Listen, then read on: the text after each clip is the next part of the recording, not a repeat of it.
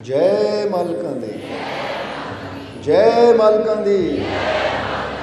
होर सुनाओ सारे ठीक हो तुसीं? चलो बहुत खुशी की गल है। सो अज का सत्संग शुरू करिए। उस तो पहला अज जिस परिवार की तरफों सत्संग होने जा रहा है, तुसीं देखिया कि हुणे वो परिवार मालक दे कोल हाज़री लगा के रहमत लैके गया है। सो सब तो पहले असीं अपनी तरफों आई हुई सारी संगत की तरफों ये परिवार के सारे मैंबरों को बहुत बहुत बधाई देवांगे, मुबारकबाद देवांगे।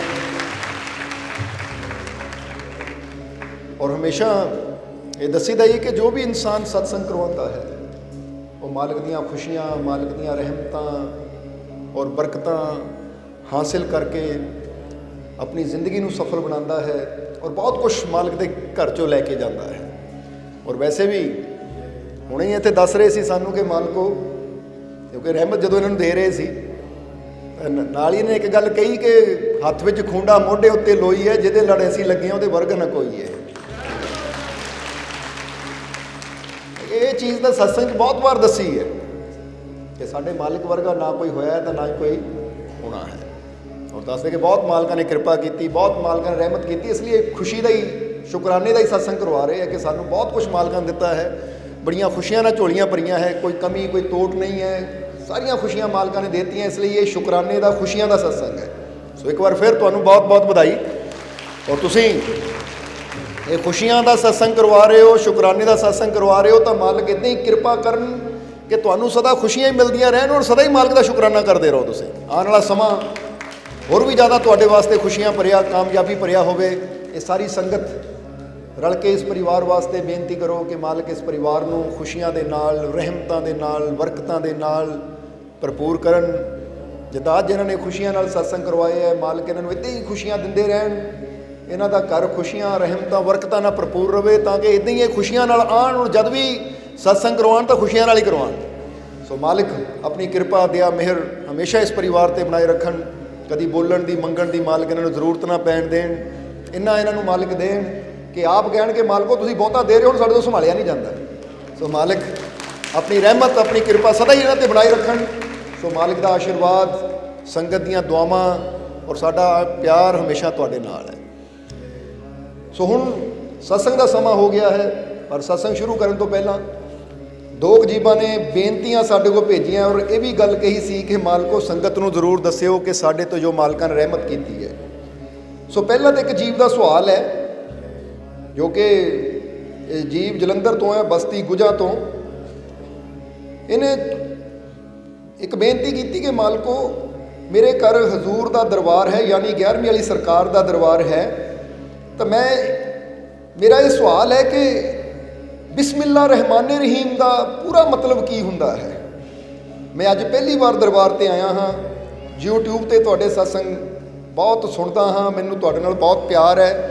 बस मेरी ये बेनती है कि तुसीं अज दे सत्संग ये जरूर समझाओ कि बिस्मिल्लाह रहमान रहीम का की मतलब हुंदा है। सो ये जीव का एक सवाल है, क्योंकि तुसीं भी सुनते होने कि बिस्मिल्लाह रहमान रहीम एक शब्द है कि जिथे कहा जाता कि कोई भी काम शुरू करना है, ये बोल के ये शब्द कलाम पढ़ के शुरू करो।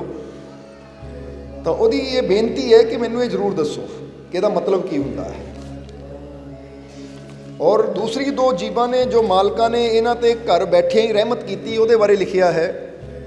पहले जीव लिखते हैं जरा, ये जिन्हां ने लिखिया है कि मेरे हसबैंड बाहर दुबई च सी, पहले ही खड़ जाण हो, क्योंकि उन्होंने नाम नहीं लिखिया इत्थे। जिहड़े इत्थे जीव है कि बेनती जिन्हां दे हसबैंड दुबई च है, MRI करवाई है, तो लिखिया होया उन्होंने। और स्पैशल बेनती भी की कि संगत नूं जरूर दसना कि इत्थे बैठे हुए हो, हुणे स्लिप दे के गए सानू। चलो पहले असीं दस दिंदे हां, शायद फिर उन्होंने पता लग जाए कि असीं फरियाद लिख के दित्ती सी ये। ठीक है, वो लिखते हैं मालिक जी, अच्छा पिंड का पहले नाम लिखिया है, मालिक जी असीं मंड पंधेर कोई पिंड है। अच्छा तुहाडी बेनती है ये मंड पंधेर ही है पिंड, फिर ठीक है, क्योंकि यही कई बार थोड़ा हो जाता। वो सामने जीव खड़े है पिछे तुहाडे बिल्कुल सामने, जिन्होंने बेनती लिख के दी है। मालिक जी असीं मंड पंधेर तो आए हाँ, सानू दरबार ते आंदियां 2 महीने ही होए आ, ਤੁਹਾਡੀ ਕਿਰਪਾ ਨਾਲ ਸਾਡੇ ਘਰ ਵਿੱਚ ਖੁਸ਼ੀਆਂ ਹੀ ਖੁਸ਼ੀਆਂ ਆ ਗਈਆਂ। ਮਾਲਕ ਜੀ, ਮੇਰੇ ਹਸਬੈਂਡ ਦੁਬਈ ਵਿੱਚ ਆ, ਉੱਥੇ ਉਹਨਾਂ ਦੇ ਲੱਕ ਵਿੱਚ ਦਰਦ ਹੋਈ ਸੀ। ਡਾਕਟਰ ਨੇ MRI ਕਰਵਾਉਣ ਨੂੰ ਕਿਹਾ ਤੇ ਰਿਪੋਰਟ ਵਿੱਚ ਮਣਕਿਆਂ 'ਚ ਗੈਪ ਆਇਆ। ਯਾਨੀ ਇਹਨਾਂ ਦੇ ਹਸਬੈਂਡ ਦੁਬਈ 'ਚ ਹੈ, ਉੱਥੇ ਉਹਨਾਂ ਦੀ ਕਮਰ 'ਚ ਦਰਦ ਹੋਈ, ਡਾਕਟਰ ਨੇ ਕਿਹਾ MRI ਕਰਵਾਓ। ਜਦੋਂ MRI ਕਰਵਾਈ ਤਾਂ ਉਹਨਾਂ ਦੇ ਮਣਕਿਆਂ 'ਚ ਗੈਪ ਆਇਆ। ਮੈਂ ਦਰਬਾਰ ਤੇ ਆ ਕੇ ਨਿਆਜ਼ ਸੁੱਖੀ।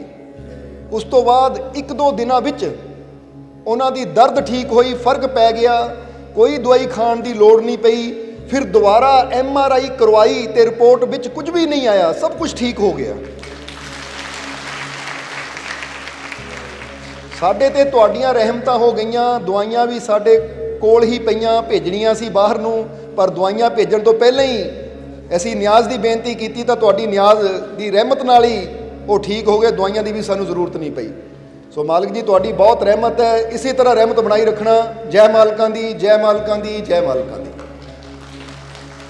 ਇਹ ਤਾਂ ਹਮੇਸ਼ਾ ਅਸੀਂ ਦੱਸੀਦਾ ਹੈ ਕਿ ਦਵਾਈ ਭੇਜਣ ਵਾਸਤੇ ਤਾਂ ਬੰਦੇ ਦਾ ਇੰਤਜ਼ਾਰ ਕਰਨਾ ਪੈਂਦਾ ਹੈ ਕਿ ਕੋਈ ਬੰਦਾ ਹੋਵੇ ਜਿਹੜਾ ਲੈ ਕੇ ਜਾਵੇ, ਪਰ ਜਦੋਂ ਇਨਸਾਨ ਨਿਆਜ਼ ਦੀ ਬੇਨਤੀ ਕਰ ਲੈਂਦਾ ਤਾਂ ਫਿਰ ਰਹਿਮਤ ਉਸੇ ਵੇਲੇ ਪਹੁੰਚ ਜਾਂਦੀ ਹੈ। ਇਸ ਲਈ ਤਾਂ ਹੀ ਦੱਸੀਦਾ ਹੈ ਕਿ ਕੋਈ ਵੀ ਜੀਵਨ 'ਚ ਪ੍ਰੋਬਲਮ ਹੈ, ਪਰੇਸ਼ਾਨੀ ਹੈ, ਜਦੋਂ ਇਨਸਾਨ ਨਿਆਜ਼ ਦੀ ਬੇਨਤੀ ਕਰਦਾ ਹੈ, ਨਿਆਜ਼ ਮਾਲਕ ਦੇ ਨਾਮ ਦੀ ਦਿੰਦਾ ਹੈ, ਤਾਂ ਫਿਰ ਮਾਲਕ ਦੀ ਰਹਿਮਤ ਵੀ ਉਸ ਤੱਕ ਜ਼ਰੂਰ ਪਹੁੰਚ ਜਾਂਦੀ ਹੈ।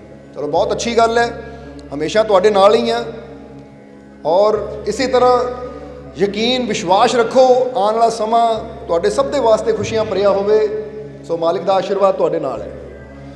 ਇੱਕ ਦੂਸਰੇ ਜੀਵ ਹੈ, ਉਹਨਾਂ ਨੇ ਬੇਨਤੀ ਕੀਤੀ, ਕਾਫੀ ਲੰਬੀ ਚੌੜੀ ਹੈ, ਪਰ ਫਿਰ ਵੀ ਜਲਦੀ ਦੱਸ ਦਈਏ ਕਿਉਂਕਿ ਉਹਨਾਂ ਨੇ ਵੀ ਬਹੁਤ ਬੜੀ ਰਹਿਮਤ ਕੀਤੀ ਹੈ। ਉਹ ਲਿਖਦੇ ਆ, ਮਾਲਿਕ ਜੀ, ਅੱਜ ਮੈਂ ਪਹਿਲੀ ਵਾਰ ਤੁਹਾਡੇ ਦਰਬਾਰ ਤੇ ਆਈ ਹਾਂ। ਜਰਾ ਇਹ ਵੀ ਜੀਵ ਖੜ ਜਾਣ, ਕਿਉਂਕਿ ਲਾਲ ਰੰਗ ਨਾਲ ਚਿੱਠੀ ਲਿਖੀ ਹੋਈ ਹੈ ਇਹਨਾਂ ਨੇ, ਤਾਂ ਦੱਸ ਰਹੇ ਕਿ ਆਹ ਸਾਹਮਣੇ ਜੀਵ ਖੜੇ ਹੈ, ਇੱਧਰ ਤੁਸੀਂ ਵੀ ਨਾਲ ਹੀ ਹੋ ਨਾ।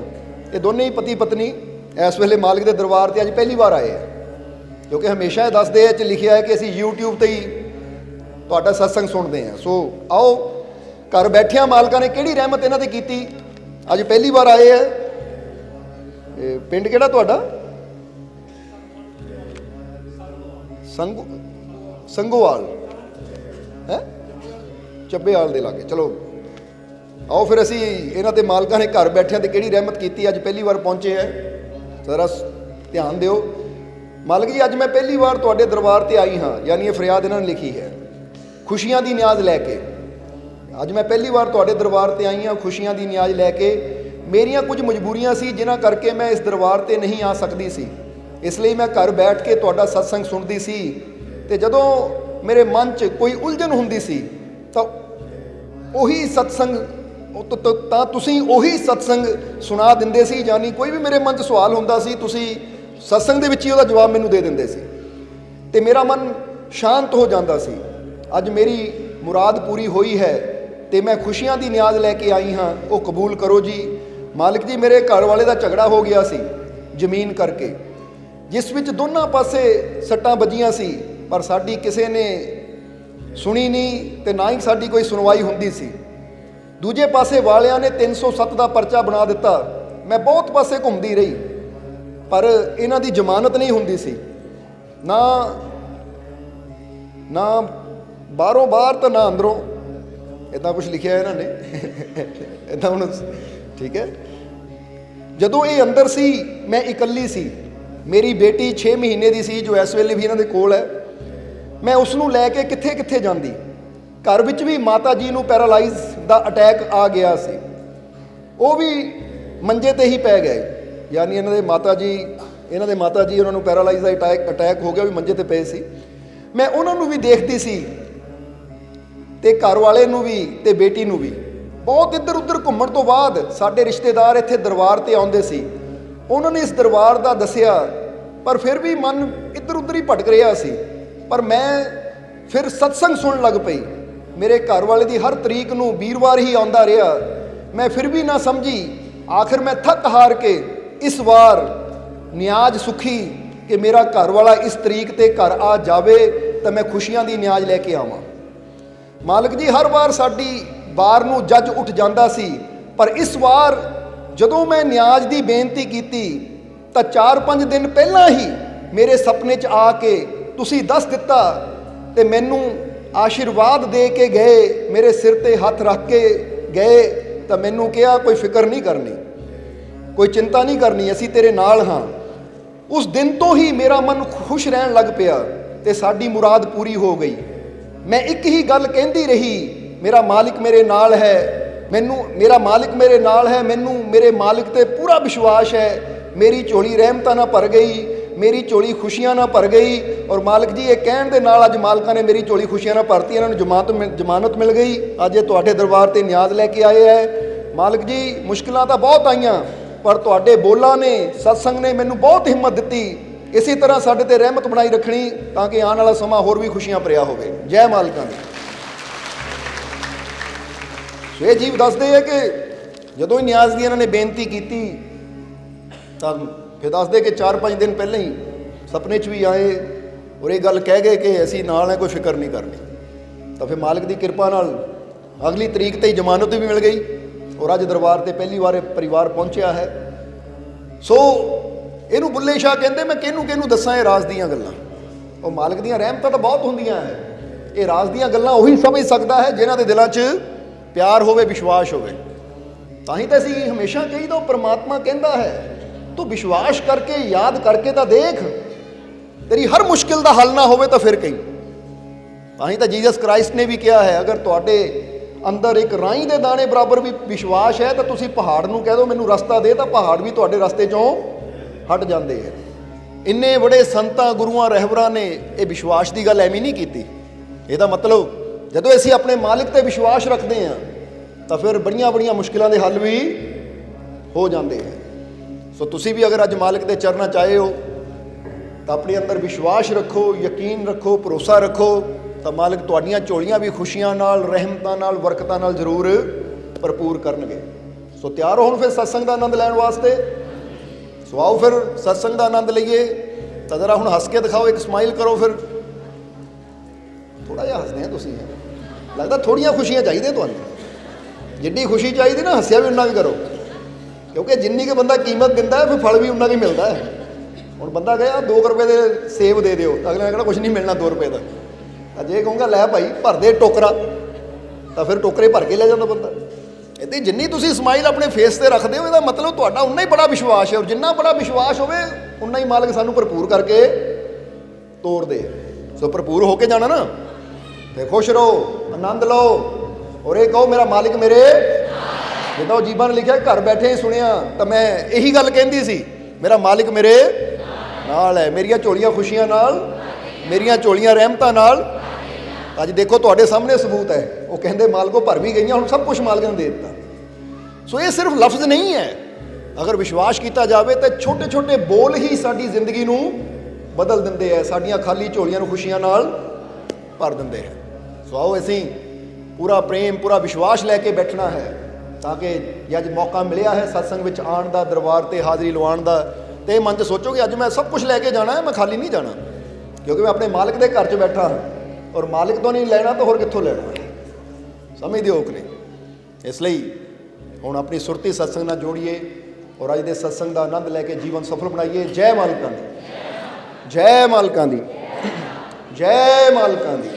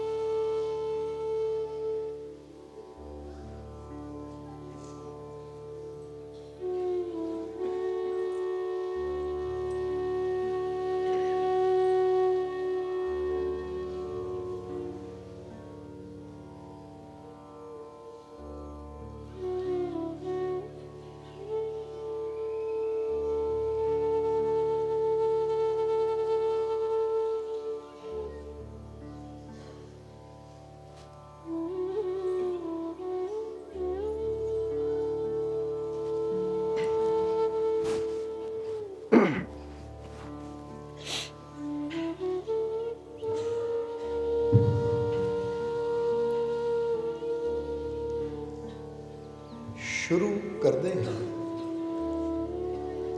उस दो जहान दे पालनहार का नाम लैके, जो सब ते बहुत ही रहमतां और बख्शिशां करने वाला है। ਅੱਜ ਦੇ ਸਤਸੰਗ ਦੀ ਸ਼ੁਰੂਆਤ ਅਸੀਂ ਸੰਤ ਕਬੀਰ ਜੀ ਦੇ ਇੱਕ ਸ਼ਬਦ ਤੋਂ ਕਰਾਂਗੇ ਔਰ ਇਹ ਸ਼ਬਦ ਜਿਸ ਵਿੱਚ ਸੰਤ ਕਬੀਰ ਜੀ ਇਹ ਸਮਝਾਉਂਦੇ ਹੈ ਕਿ ਗੁਰੂ ਤੋਂ ਬਿਨਾਂ ਸਾਡਾ ਜੀਵਨ ਕੀ ਹੈ। ਸੋ ਇਹ ਸ਼ਬਦ ਜਿਹਦੇ ਨਾਲ ਇੱਕ ਬਹੁਤ ਪਿਆਰੀ ਸਾਖੀ ਵੀ ਜੁੜੀ ਹੋਈ ਹੈ। ਸੋ ਅਸੀਂ ਉਹ ਸ਼ਬਦ ਨੂੰ ਵੀ ਸਮਝਣਾ ਹੈ ਤਾਂ ਸਾਖੀ ਯਾਨੀ ਕਬੀਰ ਸਾਹਿਬ ਦੇ ਜੀਵਨ ਦਾ ਵਾਕਿਆ ਉਹਨੂੰ ਵੀ ਸਮਝਣਾ ਕਿ ਕਬੀਰ ਸਾਹਿਬ ਕੀ ਇਸ਼ਾਰਾ ਕਰਦੇ ਹੈ। ਸੋ ਕਬੀਰ ਸਾਹਿਬ ਦਾ ਬੜਾ ਪਿਆਰਾ ਸ਼ਬਦ ਹੈ कि सत संगत में आई के, सत संगत में आई के जपले तू हरि नाम। कबीर साहब दसदे है सत संगत में आई के जपले तू हरि नाम, बिना गुरु घट अंध है जो दीपक बिन धाम। हुण जरा देखना इशारा की कीता कबीर साहब ने।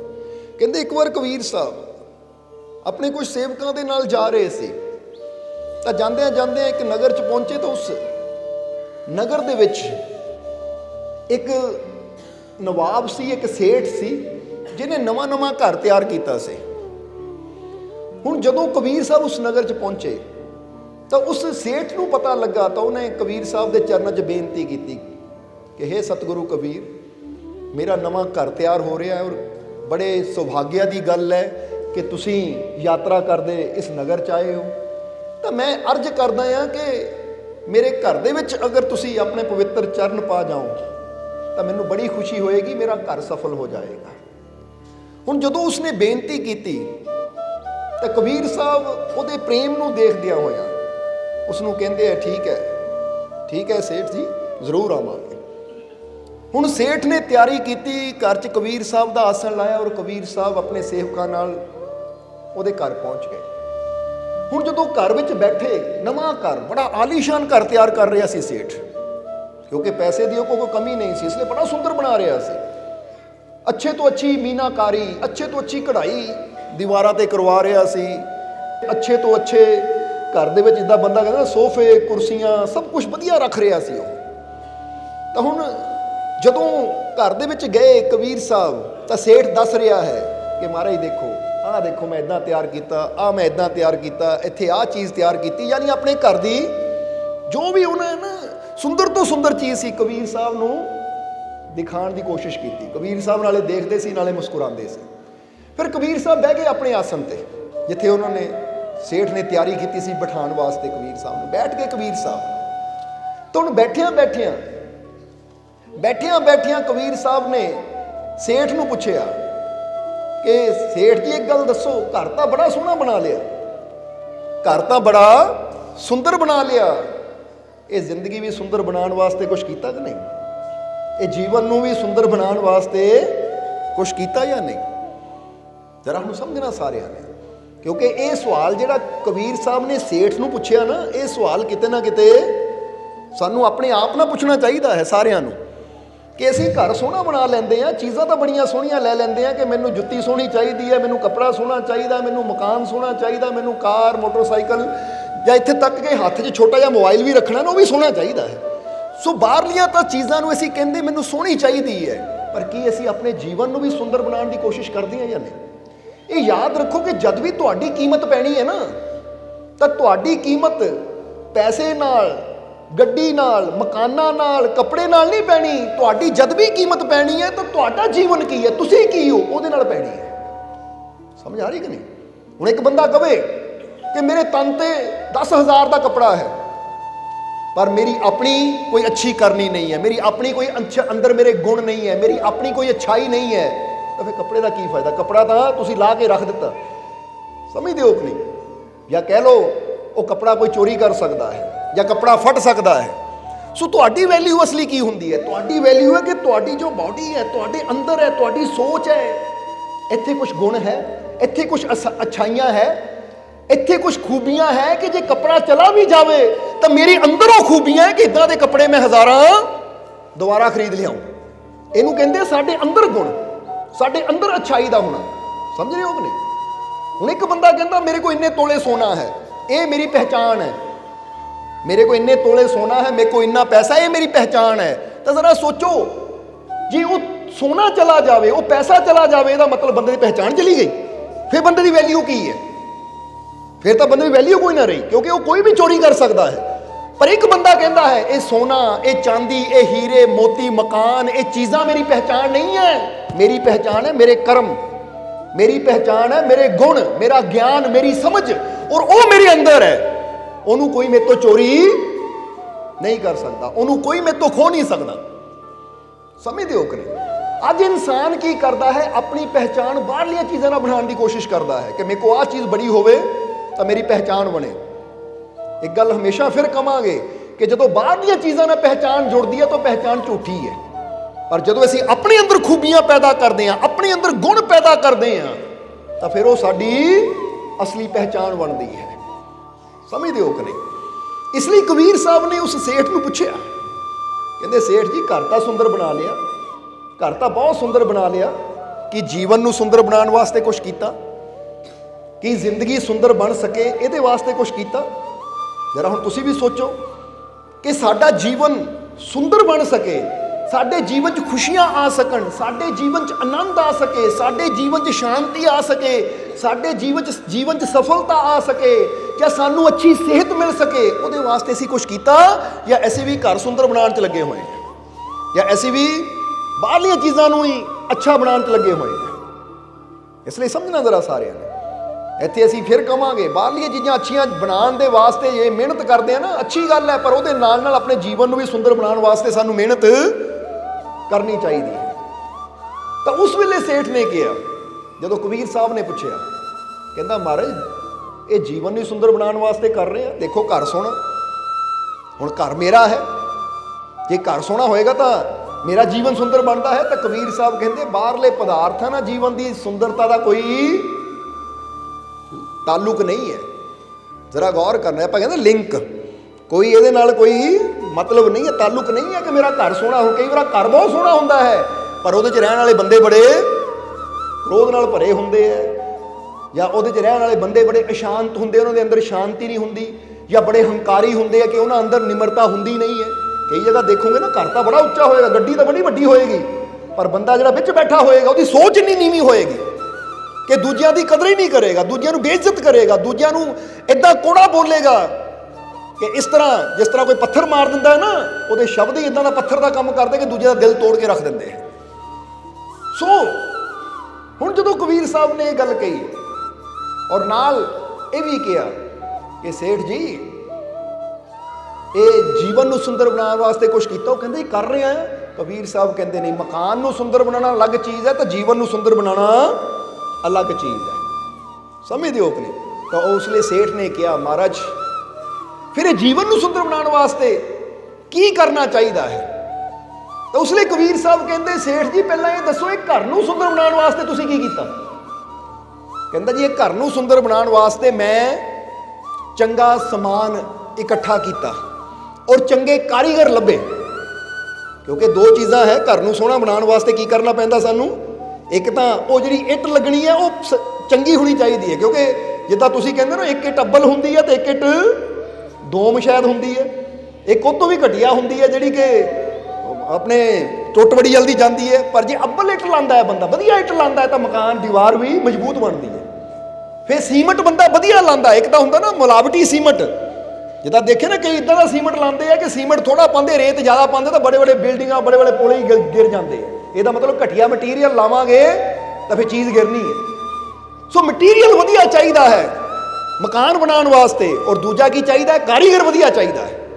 ਹੁਣ ਮਟੀਰੀਅਲ ਜਿੰਨਾ ਮਰਜ਼ੀ ਗੁੱਡ ਕੁਆਲਿਟੀ ਦਾ ਦੇ ਦਿਓ, ਪਰ ਜੇ ਕਾਰੀਗਰੀ ਵਧੀਆ ਨਾ ਹੋਏਗਾ ਤਾਂ ਫਿਰ ਉਹਨਾਂ ਕੀ ਕਰਨਾ ਹੈ?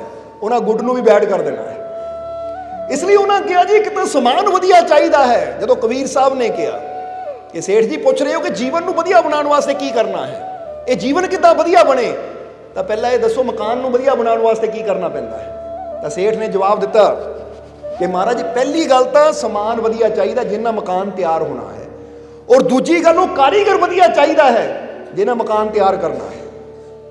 ਇਸ ਲਈ ਦੇਖੋ ਅੱਜ ਕਿੱਦਾਂ ਬੂਟੀਆਂ ਦੀ ਕਢਾਈ ਕੀਤੀ ਹੋਈ ਹੈ, ਫੁੱਲਾਂ ਦੀ ਕਢਾਈ ਕੀਤੀ, ਬੜੇ ਵਧੀਆ ਕਾਰੀਗਰ ਨੇ ਇਹ ਕੰਮ ਕੀਤੇ ਹੈ। ਤਾਂ ਕਬੀਰ ਸਾਹਿਬ ਕਹਿੰਦੇ ਬਸ ਫਿਰ ਜਿੱਦਾਂ ਇਹ ਦੁਨਿਆਵੀ ਮਕਾਨ ਨੂੰ ਬਣਾਉਣ ਵਾਸਤੇ ਮਟੀਰੀਅਲ, ਇਹ ਤਾਂ ਅਸੀਂ ਕਹਿ ਰਹੇ ਮਟੀਰੀਅਲ, ਕਬੀਰ ਸਾਹਿਬ ਨੇ ਕਿਹਾ ਸਮਾਨ ਵਧੀਆ ਚਾਹੀਦਾ ਹੈ ਔਰ ਕਾਰੀਗਰ ਵਧੀਆ ਚਾਹੀਦਾ ਹੈ। ਇਸੇ ਤਰ੍ਹਾਂ इंसान के जीवन को वधिया बनाने वास्ते भी किहड़ी चीज़ की जरूरत है कि इंसान का जीवन अगर वधिया बनाना चाहता है तो उत्थे भी सानू कारीगर की जरूरत है। और उत्थे कारीगर का काम कौन करता है? गुरु मुरशद। और मटीरियल वधिया चाहिए। मटीरियल का मतलब की है कि साडे अंदर की जा रहा है, भोजन किदां दा कर रहे हैं, पानी किदां दा पी रहे हैं, और ख्यालात विचार साडे अंदर कैसे जा रहे हैं। जो साडे अंदर जा रहे हैं मटीरियल तैयार हो रहा है जिहदे नाल साडा जीवन बनना है। हुण जे असीं अच्छा जीवन बनाना चाहते हैं, अच्छी जिंदगी बनानी चाहते हैं, तो पहला सानू चैक करना पएगा दो चीज़ां नू, किहड़ी किहड़ी कि मेरे अंदर मटीरियल की जा रहा है, तो नाले कारीगर मेरा कैसा है। कारीगर का मतलब मैनू शिक्षा देने वाला, ये मटीरियल नू सही जगह फिट करने वाला मेरा मुरशद कैसा है। हुण इहनू दुनियावी तौर पर इदां समझ लो कि एक नौजवान जिम च जाता है ना, हुण जिम च उहनूं दो चीज़ां चाहिए, एक तो खुराक अच्छी चाहिए है, दूजा अगे कोच अच्छा चाहिए है जिहड़ा उहनूं दस सके कि अगर खुराक लै रहे हैं तो इन्हां मसल किद्दां बनने हैं। समझ आ रही कि नहीं साडी गल? हुण जिहड़ा बंदा खुराक तो वधिया लई जावे पर अगे कोच वधिया ना होवे दस्सण वाला, तो उहदी फैट ही वधी जानी है, उन्हें उदा मोटा हो जाना, मसल नहीं बनने। तो जिहड़े बंदे दा कोच वधिया होवे नाल खुराक भी वधिया होवे, फिर देखदियां देखदियां उहदी ग्रोथ हुंदी है, फिर उहदी जिहड़ी बॉडी की ग्रोथ हुंदी है तो देखण नूं भी उहदे मसल बनते हैं, सोहना लगता है। सो एक मिसाल दे रहे हैं असीं, खास करके उन्होंने नौजवानों को यदि जल्दी समझ आ जाएगी जिहड़े जिम जाते हैं कि बिना कोच तो बिना डाइट तो ऐसी अच्छी सेहत नहीं बना सकते। पर उत्थे भी जरूरत है, कोच अच्छा होवे डाइट ना होवे तां भी गल नहीं बनती। यानी दस्सण वाला टीचर अच्छा होवे पर उत्थे डाइट ना होवे, खुराक ना होवे तां भी गल नहीं बननी। तो जे खुराक होवे कोच ना होवे तां भी गल नहीं बननी। ये दो चीज़ों का बड़ा रोल है, चाहे वह फिजिकल बॉडी है तो वह दो चीज़ों का बड़ा रोल है, चाहे वह मैंटली तौर पर मन चाहे आत्मा की गल है। हुण इत्थे सानू भी दो चीज़ों का ध्यान रखना पएगा अगर असीं चाहते हैं साडा जीवन अच्छा बने, अगर असीं चाहते साडी जिंदगी इन्नी मजबूत बने, क्योंकि मजबूत बनना चाहते हो कि नहीं तुसीं कि इन्ने मजबूत बनिए कि मुश्किलां परेशानियां तूफाना, यानी मुश्किलां परेशानियां दे तूफान आण ना, ये मुश्किलां दे तूफान आण भी तो असीं इन्ने मजबूत होइए कि इहदा असर साडे जीवन ते होवे ही ना, इहदा असर साडे जीवन ते होवे ही ना, इदां दे मजबूत। हुण ये मजबूती किदां बननी है? इत्थे दो चीज़ों की जरूरत है। पहला कि साडे अंदर खुराक कैसी जाती है, मटीरियल कैसा जाता है, कि कोई भी चीज़ खानी है तो ये हमेशा ध्यान रखो कि जो मैं खा रहा है इन्हें मेरी बॉडी बननी है, ये मैं अच्छी खुराक अपने जिस्म नूं दे रहा या फिर माड़ी खुराक दे रहा। इसलिए असीं दस्सिया कि खांदे हैं वो भी समझ लो समान है जो साडे अंदर जा रहा है, जिन्हें साडे जीवन के मकान नूं तैयार करना है। जो असीं देखते हैं वो भी एक समान है जो साडे अंदर जा रहा है। जो असीं सुनते हैं, किद्दां दे बोल असीं सुनते हैं, किद्दां दे शब्द असीं सुनते हैं, किद्दां दीयां गल्लां असीं सुनते हैं, वो भी साडे अंदर जाके मटीरियल का काम करते हैं जिहदे नाल साडा जीवन बनता है।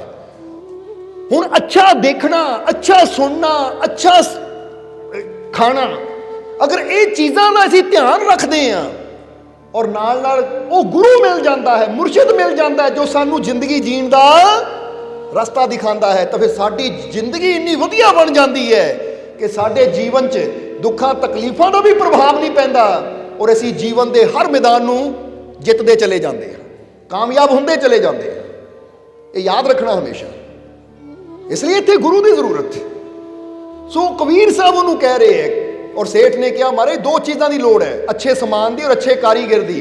तो कबीर साहब कहते बस सेठ जी ये जीवन के मकान नूं सुंदर बनाने वास्ते भी अच्छे समान की, और वो समझ ही गए हो तुसीं कि अच्छा भोजन, अच्छे विचार, अच्छा सुनना, अच्छा देखना, यानी कहांगे पॉजिटिविटी देखनी, पॉजिटिव देखना, पॉजिटिव सोचना, पॉजिटिव सुनना।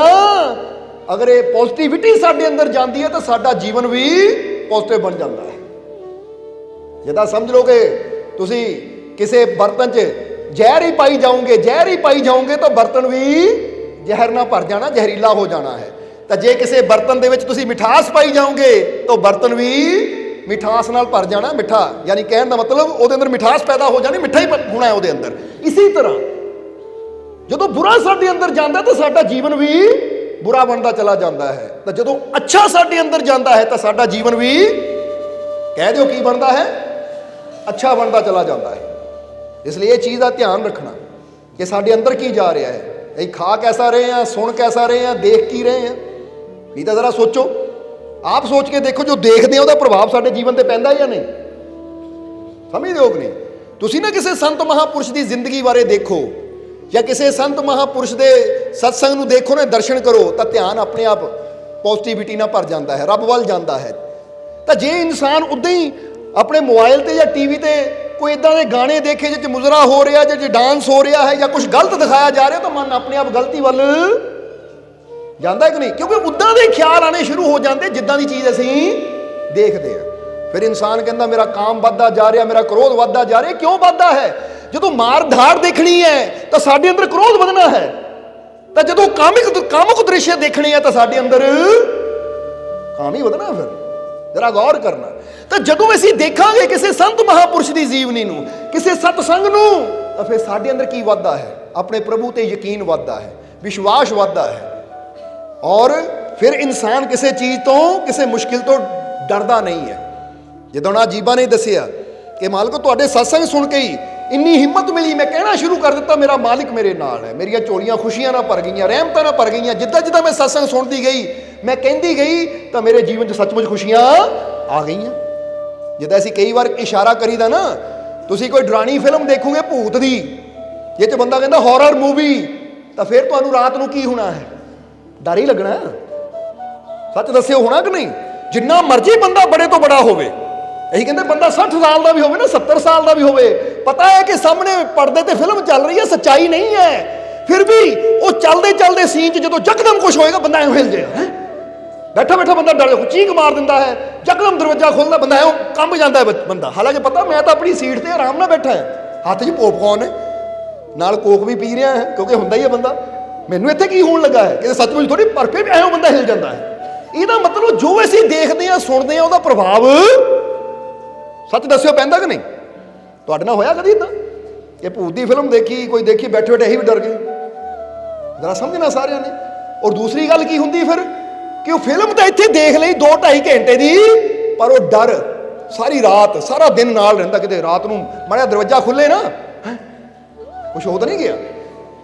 ਯਾਨੀ ਉਹੀ ਡਰ, ਉਹੀ ਸੀਨ ਅੰਦਰ ਚੱਲਦੇ ਰਹਿੰਦੇ ਹੈ। ਇਹਦਾ ਮਤਲਬ ਜੋ ਅਸੀਂ ਨੈਗੇਟਿਵ ਦੇਖਦੇ ਹਾਂ ਨਾ, ਉਹ ਨੈਗੇਟਿਵਿਟੀ ਸਾਡਾ ਮਨ ਪਕੜ ਲੈਂਦਾ ਹੈ। ਬੋਲੋ, ਸਮਝਦੇ ਹੋ ਕਿ ਨਹੀਂ? ਸਾਡਾ ਮਨ ਪਕੜ ਲੈਂਦਾ ਹੈ। ਜਿੱਦਾਂ ਇੱਕ ਜੀਵ ਨੇ ਆ ਕੇ ਬੇਨਤੀ ਕੀਤੀ, 4-5 ਸਾਲ ਪਹਿਲਾਂ ਦੀ ਗੱਲ ਹੈ, ਇਹ ਤੋਂ ਜ਼ਿਆਦਾ ਟਾਈਮ ਹੋ ਗਿਆ, ਕਿ ਉਹ ਇੱਕ ਫਿਲਮ ਸੀਗੀ, ਸ਼ਾਇਦ ਉਹ ਦੱਸਦਾ ਸੀ, ਕਹਿੰਦੇ ਸੱਪਾਂ ਵਾਲੀ ਫਿਲਮ ਸੀ ਨਾ, ਸੱਪ ਬੜੇ ਆ ਜਾਂਦੇ ਆ, ਕੋਈ ਦੂਧ ਕਾ ਕਰਜ਼, ਇੱਦਾਂ ਦੀ ਕੋਈ ਫਿਲਮ ਦਾ ਨਾਂ ਸੀ, ਉਹ 'ਚ ਸੱਪ ਦਾ ਹੁੰਦਾ ਹੈ। ਉਹ ਕਹਿੰਦਾ ਮਾਲਕੋ ਘਰ 'ਚ ਫਿਲਮ ਦੇਖ ਲਈ, ਤਾਂ ਨਿਆਣੇ ਤਾਂ ਅਸੀਂ ਬਹਿ ਕੇ ਰਾਤ ਨੂੰ ਫਿਲਮ ਦੇਖੀ, ਤਾਂ ਰਾਤ ਨੂੰ ਨੀਂਦ ਨਹੀਂ ਆਈ ਸਾਨੂੰ। ਕੁਝ ਹੁੰਦਾ ਕਿੰਨੇ ਸੱਪ ਆ ਗਏ, ਇੱਧਰੋਂ ਆ ਗਏ, ਇੱਧਰੋਂ ਆ ਗਏ, ਇੱਧਰੋਂ ਡਿੱਗ ਰਹੇ, ਉੱਧਰੋਂ ਡਿੱਗਦੇ, ਸਾਰੀ ਰਾਤ ਸਪਨੇ ਸੱਪ ਹੀ ਡਿੱਗਦੇ ਰਹੇ। ਅਸੀਂ ਕਿ ਇਹ ਚੀਜ਼ਾਂ ਦੇਖਦੇ ਕਾਹਨੂੰ? ਹੁਣ ਇਹ ਤਾਂ ਉਹੀ ਗੱਲ ਹੁੰਦੀ, ਆ ਬੈਲ ਮੁਝੇ ਮਾਰ, ਕਿ ਦੇਖਣਾ ਵੀ ਹੈ, ਬਾਅਦ ਚੋਂ ਡਰਨਾ ਵੀ ਹੈ, ਤਾਂ ਬਾਅਦ ਚੋਂ ਫਿਰ ਬੇਨਤੀਆਂ ਕਰਨੀਆਂ, ਰੱਬਾ ਸੱਪਾਂ ਤੋਂ ਬਚਾ ਲਾ। ਉਹ ਸੱਪ ਕਿਤੇ ਨਹੀਂ, ਉਹ ਤਾਂ ਆਪਣੀ ਜਗ੍ਹਾ ਹੈ। ਬਸ ਮਨ ਨੇ ਅੰਦਰ ਜਿਹੜੀ ਤਸਵੀਰ ਪਕੜ ਲਈ ਨਾ, ਉਹ ਫਿਲਮ 'ਚ ਆਉਂਦੇ ਆ ਸੱਪ ਇੱਦਾਂ ਡਿੱਗਦੇ ਹੈ, ਤਾਂ ਬੰਦੇ ਨੂੰ ਲੱਗਦਾ ਕਿਤੇ ਮੇਰੇ ਨਾਲ ਨਾ ਇੱਦਾਂ ਹੋਵੇ। ਫਿਰ ਇੱਦਾਂ ਦੀ ਚੀਜ਼ਾਂ ਦੇਖਣੀਆਂ ਹੀ ਕਿਉਂ? ਇੱਕ ਤਾਂ ਪੈਸਾ ਖਰਚਦੇ ਆ, ਦੂਜਾ ਪੈਸਾ ਖਰਚ ਕੇ ਆਪਣੇ ਆਪ ਨੂੰ ਡਰਾਉਂਦੇ ਵੀ ਆ, ਔਰ ਬਾਅਦ ਚੋਂ ਡਰਦੇ ਵੀ ਆ। ਤੇ ਭਾਈ ਪੈਸਾ ਲਾਣਾ ਤਾਂ ਚੰਗੀ ਜਗ੍ਹਾ ਲਾਓ, ਸਮਝਦੇ ਹੋ ਕਿ ਨਹੀਂ? ਸੋ ਇਸ ਲਈ ਅੱਛਾ ਦੇਖੋ। ਇਸੇ ਲਈ ਗੁਰੂ ਰਹਿਬਰ ਕਹਿੰਦੇ ਆ, ਸੰਤਾਂ ਦੀ ਬਾਣੀ ਪੜ੍ਹੋ, ਸੰਤਾਂ ਦੇ ਵਚਨ ਸੁਣੋ, ਸੰਤਾਂ ਦੇ ਦਰਸ਼ਨ ਕਰੋ, ਕੋਈ ਰੱਬ ਵੱਲ ਆਪਣਾ ਧਿਆਨ ਦਿਓ, ਕਿਉਂਕਿ ਜੋ ਤੁਸੀਂ ਦੇਖਣਾ ਹੈ, ਸੁਣਨਾ ਹੈ, ਉਹੀ ਤੁਹਾਡੇ ਅੰਦਰ ਚੱਲਣਾ ਸ਼ੁਰੂ ਹੋ ਜਾਣਾ, ਉੱਦਾਂ ਦਾ ਤੁਹਾਡਾ ਜੀਵਨ ਬਣਨਾ ਸ਼ੁਰੂ ਹੋ ਜਾਣਾ ਹੈ। ਜਿੰਨਾ ਜ਼ਿਆਦਾ ਡਰਾਉਣ ਵਾਲੀ ਚੀਜ਼ ਦੇਖੋਗੇ, ਉਨਾ ਜ਼ਿਆਦਾ ਡਰ ਤੁਹਾਡੇ ਜੀਵਨ 'ਚ ਪੈਦਾ ਹੋਏਗਾ, ਤੁਸੀਂ ਡਰਪੋਕ ਬਣ ਜਾਓਗੇ। ਔਰ ਜਿੰਨੀ ਜ਼ਿਆਦਾ ਗੁਰੂਆਂ ਰਹਿਬਰਾਂ ਸੰਤਾਂ ਦੀ ਜ਼ਿੰਦਗੀ ਬਾਰੇ ਦੇਖੋਗੇ, ਉਹਨਾਂ ਦੇ ਬਚਨ ਸੁਣੋਗੇ, ਸਤਸੰਗ ਸੁਣੋਗੇ, ਉਨਾ ਤੁਹਾਡੇ ਜੀਵਨ 'ਚ ਇੱਕ ਪੋਜ਼ਿਟਿਵਿਟੀ ਪੈਦਾ ਹੋਏਗੀ, ਹਿੰਮਤ ਪੈਦਾ ਹੋਏਗੀ, ਹੌਸਲਾ ਪੈਦਾ ਹੋਏਗਾ, ਉਨੇ ਜ਼ਿਆਦਾ ਤੁਸੀਂ ਬਹਾਦਰ ਬਣਦੇ ਚਲੇ ਜਾਓਗੇ।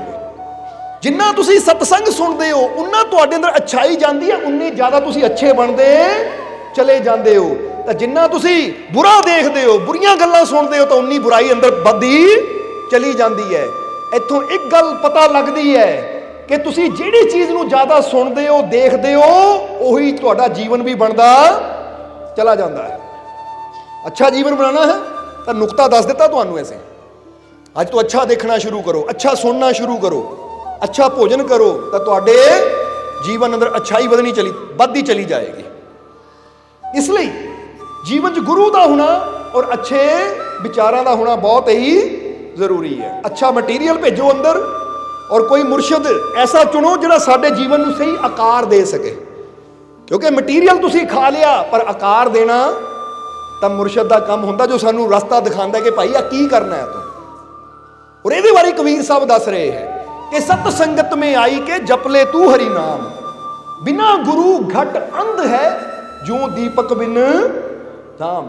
सो कबीर साहब ने सेठ ने एक गल कही कि सेठ जिदा अच्छे मटीरियल की अच्छे कारीगर की जरूरत होंगी है, इदां जीवन च अच्छे विचारों की और अच्छे गुरु की जरूरत होंगी है। तेरे जीवन च कोई गुरु है? तो सेठ ने कहा नहीं महाराज हाले तक गुरु का धारणा की नहीं। कबीर साहब कहते जे गुरु नहीं है तो फिर तेरा जीवन अच्छा नहीं बन सकता, क्योंकि गुरु तो बिना जीवन की है। जानना चाहता है सेठ? सेठ ने कहा जी हाँ मैं जानना चाहता है। तो कबीर साहब ने कहा शाम हो चुकी सी, सूरज डुबण वाला सी। कबीर साहब कहते सूरज डुब लेंदे फिर तेन दस दें गुरु तो बिना जीवन की है। हुण जरा देखो क्योंकि संतां फकीरां दा समझाउण दा तरीका की है। हुण देखदियां देखदियां थोड़ी देर च सूरज डुब गया, हनेरा हो गया, तो अंदर चिराग जग रहे सी, क्योंकि पहले समय च चिरागां नाल ही या बंदा लालटैन या होर साधन होंदे सी, मशालां जगा लईआं, रोशनी हुंदी सी। जदों सेठ दे नौकरां ने वो दीवे जगाए, रोशनी वास्ते अग जलाई, तो कबीर साहब ने कहा सेठ जरा इनू बुझा दे, ये जिन्ने भी दीवे जगते ना बुझा दे, चल जिन्ने कमरे असीं बैठे ये बुझा दे।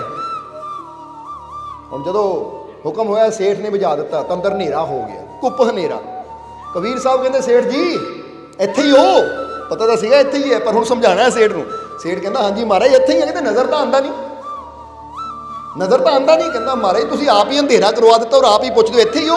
कहते अच्छा ये दस आ तू सुंदर सुंदर कुर्सियां रखियां सी इत्थे ही है जां ये भी चलियां गईयां? कहता जी कुर्सियां भी इत्थे ही है।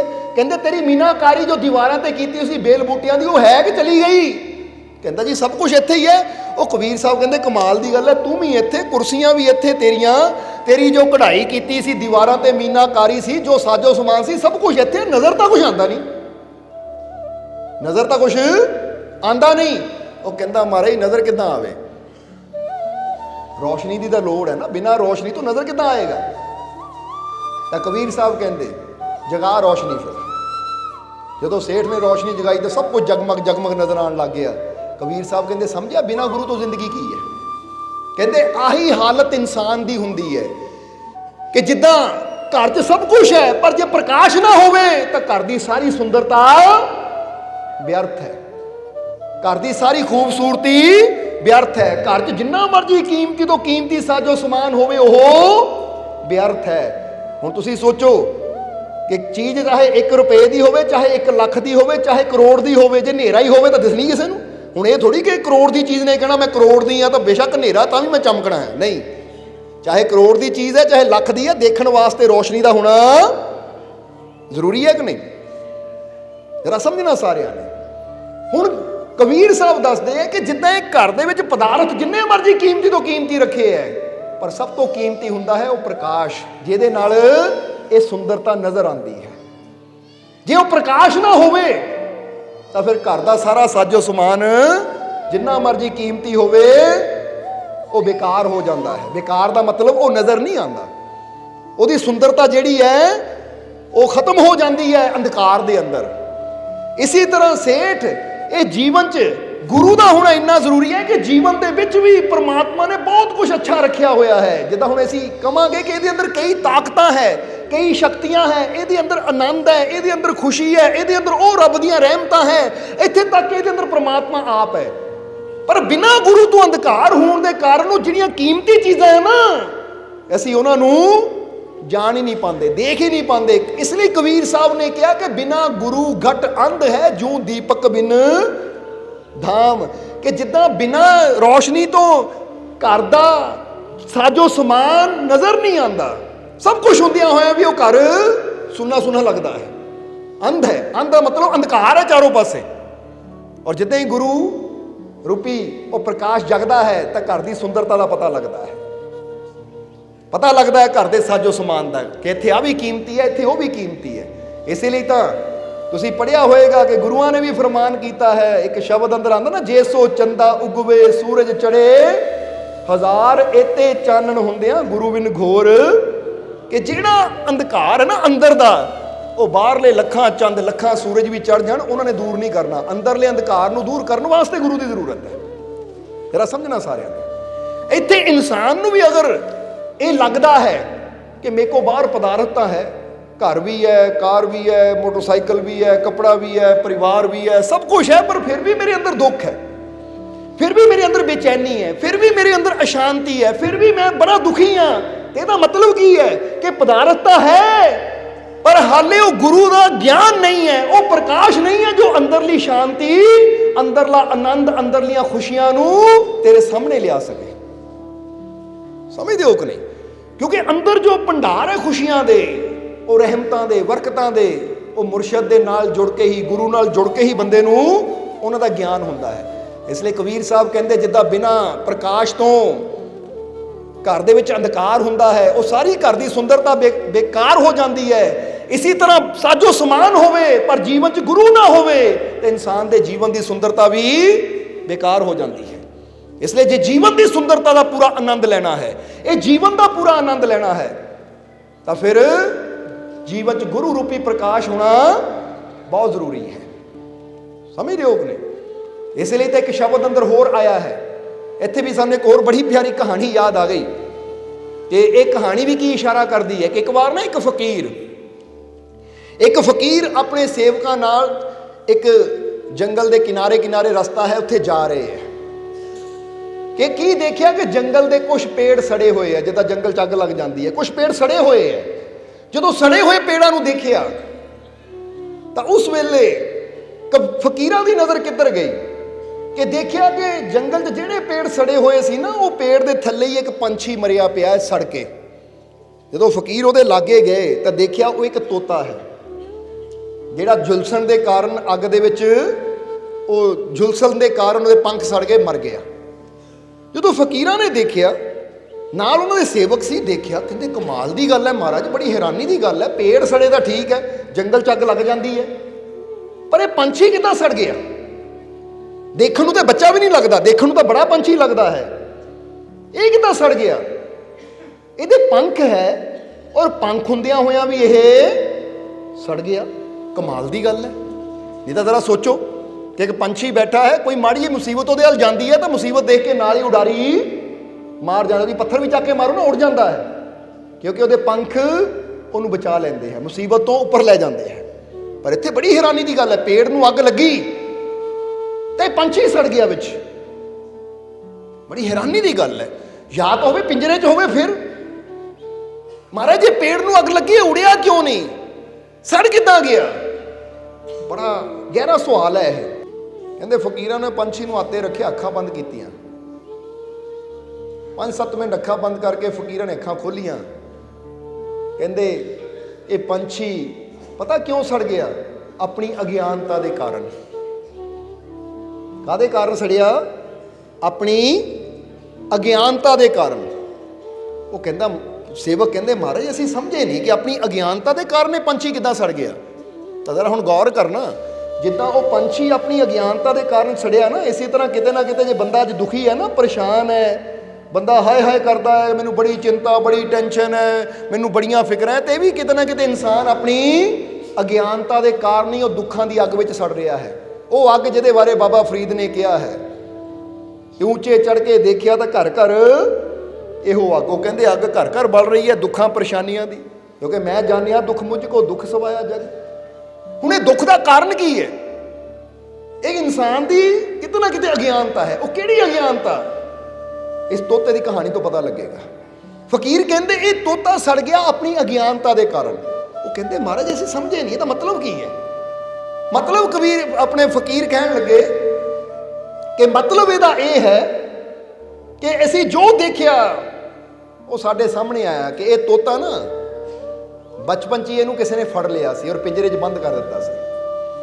ਔਰ ਬਚਪਨ 'ਚ ਜਦੋਂ ਤੋਤੇ ਨੂੰ ਫੜ ਲਿਆ ਜਾਂਦਾ, ਪਿੰਜਰੇ 'ਚ ਬੰਦ ਕਰ ਦਿੱਤਾ ਜਾਂਦਾ ਹੈ, ਤਾਂ ਉਹ ਕੀ ਹੁੰਦਾ ਹੈ, ਤੋਤੇ ਨਾਲ ਉੜਨਾ ਭੁੱਲ ਜਾਂਦਾ ਹੈ, ਕਿਉਂਕਿ ਉਹਦੇ ਪੰਖਾਂ ਨੂੰ ਕਦੀ ਖੁੱਲਣ ਦਾ ਮੌਕਾ ਹੀ ਨਹੀਂ ਮਿਲਦਾ, ਉਹਨੂੰ ਕਦੀ ਉਡਾਰੀ ਮਾਰਨ ਦਾ ਮੌਕਾ ਹੀ ਨਹੀਂ ਮਿਲਦਾ। ਤਾਂ ਜਿਹੜਾ ਪੰਖ ਹੁੰਦਿਆਂ ਹੋਇਆਂ ਉੜਨਾ ਪਾਵੇ ਤੇ ਇਹਦਾ ਮਤਲਬ ਹੈ ਕਿ ਇਹਨੇ ਕਦੀ ਉੜਨ ਦੀ ਕੋਸ਼ਿਸ਼ ਨਹੀਂ ਕੀਤੀ ਜਾਂ ਇਹਨੂੰ ਪਿੰਜਰੇ 'ਚ ਰੱਖਿਆ ਗਿਆ ਹੈ।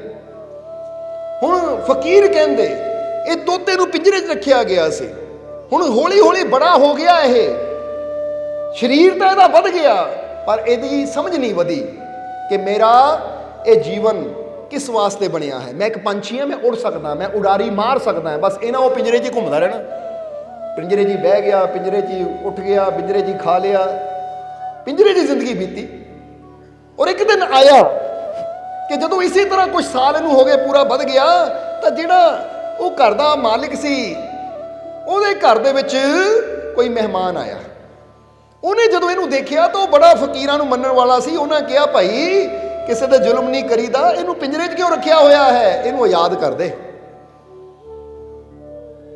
ਕਹਿੰਦੇ ਉਹਦੇ ਕਹਿਣ ਤੇ ਉਸਨੇ ਤੋਤੇ ਨੂੰ ਕੱਢਿਆ, ਪਰ ਉੜਨਾ ਆਂਦਾ ਨਹੀਂ ਸੀ, ਇਹਨੂੰ ਲੈ ਕੇ ਇੱਥੇ ਜੰਗਲ 'ਚ ਆਏ, ਇਸ ਪੇੜ ਦੇ ਉੱਪਰ ਬਿਠਾ ਦਿੱਤਾ ਇਹਨੂੰ ਕਿ ਇੱਥੇ ਆਪ ਹੀ ਉੜ ਜਾਏਗਾ, ਕਿਉਂਕਿ ਥੱਲੇ ਛੱਡਿਆ ਤਾਂ ਕੋਈ ਕੁੱਤਾ ਬਿੱਲਾ ਨਾ ਖਾ ਜਾਵੇ, ਇਸ ਲਈ ਪੇੜ ਦੀ ਉੱਚੀ ਟਹਿਣੀ ਤੇ ਬਿਠਾ ਦਿੱਤਾ ਇਹਨੂੰ।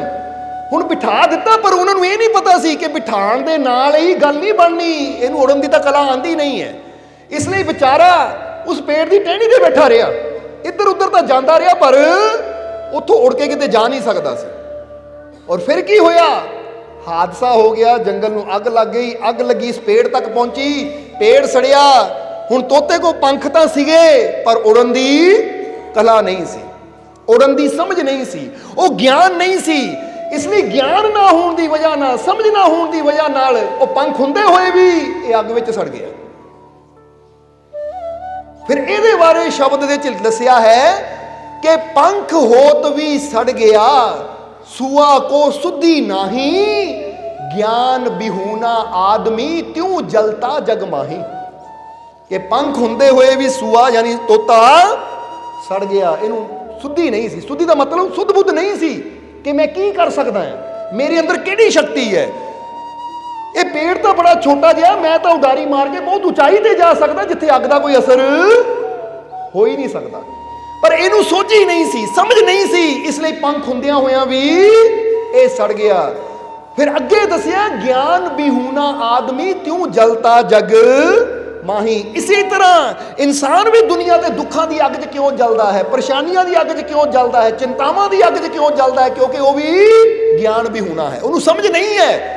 ਨਹੀਂ ਤਾਂ ਜ਼ਰਾ ਸੋਚੋ, ਐਡੀ ਬੜੀ ਸ਼ਕਤੀ ਸਾਡੇ ਅੰਦਰ ਬੈਠੀ ਹੋਵੇ, ਪ੍ਰਮਾਤਮਾ ਸਾਡੇ ਅੰਦਰ ਹੋਵੇ, ਸਰਵ ਸ਼ਕਤੀਸ਼ਾਲੀ ਪਰਮੇਸ਼ਵਰ ਸਾਡੇ ਅੰਦਰ ਹੋਵੇ, ਤਾਂ ਫਿਰ ਕੋਈ ਦੁੱਖ ਕਿੱਦਾਂ ਸਾਡੇ ਨੇੜੇ ਆ ਜਾਵੇ, ਫਿਰ ਕੋਈ ਟੈਨਸ਼ਨ ਕਿੱਦਾਂ ਹੋਵੇ ਸਾਨੂੰ, ਫਿਰ ਕੋਈ ਚਿੰਤਾ ਕਿੱਦਾਂ ਹੋਵੇ। ਜਰਾ ਆਪ ਸੋਚ ਕੇ ਦੇਖੋ, ਤੁਹਾਡੀਆਂ ਚਿੰਤਾਵਾਂ ਬੜੀਆਂ ਜੋ ਪ੍ਰਮਾਤਮਾ ਬੜਾ ਹੈ, ਤੁਹਾਨੂੰ ਆਪਣੇ ਅੰਦਰੋਂ ਹੀ ਜਵਾਬ ਆਏਗਾ ਕਿ ਮੇਰਾ ਰੱਬ ਬਹੁਤ ਬੜਾ ਹੈ।